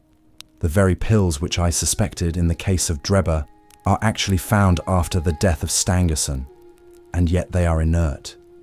What can it mean? Surely my whole chain of reasoning cannot have been false. It is impossible, and yet this wretched dog is none the worse. Ah, I have it. I have it. With a perfect shriek of delight, he rushed to the box, cut the other pill in two, dissolved it, added milk, and presented it to the terrier. The unfortunate creature's tongue seemed hardly to have been moistened in it before it gave a convulsive shiver in every limb, and lay as rigid and lifeless as if it had been struck by lightning. Sherlock Holmes drew a long breath and wiped the perspiration from his forehead. "I should have more faith," he said. "I ought to know by this time that when a fact appears to be opposed to a long train of deductions, it invariably proves to be capable of bearing some other interpretation. Of the two pills in that box, one was of the most deadly poison, and the other was entirely harmless. I ought to have known that before ever I saw the box at all." This last statement appeared to me to be so startling that I could hardly believe that he was in his sober senses. There was the dead dog, however, to prove that his conjecture had been correct. It seemed to me that the mists in my own mind were gradually clearing away, and I began to have a dim, vague perception of the truth. "All this seems strange to you," continued Holmes, "because you failed at the beginning of the inquiry to grasp the importance of the single real clue which was presented to you. I had the good fortune to seize upon that, and everything which has occurred since then has served to confirm my original supposition, and, indeed, was the logical sequence of it. Hence things which have perplexed you and made the case more obscure have served to enlighten me and to strengthen my conclusions. It is a mistake to confound strangeness with mystery. The most commonplace crime is often the most mysterious because it presents no new or special features from which deductions may be drawn. This murder would have been infinitely more difficult to unravel had the body of the victim been simply found lying in the roadway without any of those outre and sensational accompaniments which have rendered it remarkable. These strange details, far from making the case more difficult, have really had the effect of making it less so." Mr. Gregson, who had listened to this address with considerable impatience, could contain himself no longer. "Look here, Mr. Sherlock Holmes," he said, "we are all ready to acknowledge that you are a smart man and that you have your own methods of working. We want something more than mere theory and preaching now, though. It is a case of taking the man. I have made my case out, and it seems I was wrong. Young Charpentier could not have been engaged in this second affair. Lestrade went after his man, Stangerson, and it appears that he was wrong too. You have thrown out hints here and hints there, and seem to know more than we do. But the time has come when we feel that we have a right to ask you straight how much you do know of the business. Can you name the man who did it?" "I cannot help feeling that Gregson is right, sir," remarked Lestrade. "We have both tried, and we have both failed. You have remarked more than once since I have been in the room that you had all the evidence which you require. Surely you will not withhold it any longer." "Any delay in arresting the assassin," I observed, "might give him time to perpetrate some fresh atrocity." Thus pressed by us all, Holmes showed signs of irresolution. He continued to walk up and down the room with his head sunk on his chest and his brows drawn down, as was his habit when lost in thought. "There will be no more murders," he said at last, stopping abruptly and facing us. "You can put that consideration out of the question. You have asked me if I know the name of the assassin. I do. The mere knowing of his name is a small thing, however, compared with the power of laying our hands upon him. This I expect very shortly to do. I have good hopes of managing it through my own arrangements, but it is a thing which needs delicate handling, for we have a shrewd and desperate man to deal with, who is supported, as I have had occasion to prove, by another who is as clever as himself, As long as this man has no idea that anyone can have a clue, there is some chance of securing him. But if he had the slightest suspicion, he would change his name and vanish in an instant among the 4 million inhabitants of this great city. Without meaning to hurt either of your feelings, I am bound to say that I consider these men to be more than a match for the official force, and that is why I have not asked your assistance. If I fail, I shall, of course, incur all the blame due to this omission, but that I am prepared for. At present, I am ready to promise that the instant that I can communicate with you without endangering my own combinations, I shall do so. Gregson and Lestrade seemed to be far from satisfied by this assurance, or by the depreciating allusion to the detective police. The former had flushed up to the roots of his flaxen hair, while the other's beady eyes glistened with curiosity and resentment. Neither of them had time to speak, however, before there was a tap at the door, and the spokesman of the street Arabs, young Wiggins, introduced his insignificant and unsavory person. "Please, sir," he said, touching his forelock, "I have the cab downstairs." "Good boy," said Holmes, blandly. "Why don't you introduce this pattern at Scotland Yard?" he continued, taking a pair of steel handcuffs from a drawer. "See how beautifully the spring works. They fasten in an instant." "The old pattern is good enough," remarked Lestrade, "if we can only find the man to put them on." Very good," said Holmes, smiling. "The cabman may as well help me with my boxes. Just ask him to step up, Wiggins." I was surprised to find my companion speaking as though he were about to set out on a journey, since he had not said anything to me about it. There was a small portmanteau in the room, and this he pulled out and began to strap. He was busily engaged at it when the cabman entered the room. "Oh, just give me a help with this buckle, cabman," he said, kneeling over his task and never turning his head. The fellow came forward with a somewhat sullen, defiant air and put down his hands to assist. At that instant, there was a sharp click, the jangling of metal, and Sherlock Holmes sprang to his feet again. "Gentlemen," he cried, with flashing eyes, "let me introduce you to Mr. Jefferson Hope, the murderer of Enoch Drebber and of Joseph Stangerson." The whole thing occurred in a moment, so quickly that I had no time to realize it. I have a vivid recollection of that instant, of Holmes's triumphant expression and the ring of his voice, of the cabman's dazed, savage face as he glared at the glittering handcuffs which had appeared as if by magic upon his wrists. For a second or two, we might have been a group of statues. Then, with an inarticulate roar of fury, the prisoner wrenched himself free from Holmes's grasp and hurled himself through the window. Woodwork and glass gave way before him, but before he got quite through, Gregson, Lestrade, and Holmes sprang upon him like so many staghounds. He was dragged back into the room, and then commenced a terrific conflict. So powerful and so fierce was he, that the four of us were shaken off again and again. He appeared to have the convulsive strength of a man in an epileptic fit. His face and hands were terribly mangled by his passage through the glass, but loss of blood had no effect in diminishing his resistance. It was not until Lestrade succeeded in getting his hand inside his neckcloth and half strangling him that we made him realize that his struggles were of no avail, and even then we felt no security until we had pinioned his feet as well as his hands. That done, we rose to our feet breathless and panting. "We have his cab," said Sherlock Holmes. "It will serve to take him to Scotland Yard. And now, gentlemen," he continued with a pleasant smile, "we have reached the end of our little mystery. You are very welcome to put any questions that you like to me now, and there is no danger that I will refuse to answer them." The case came to a temporary close, yet the air still held a quiet sense of something unfinished. Holmes stood silently, his eyes resting on the word "Raish" on the wall, as if memorizing every stroke of it.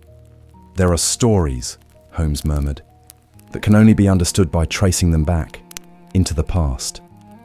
And that past will unfold in part 2.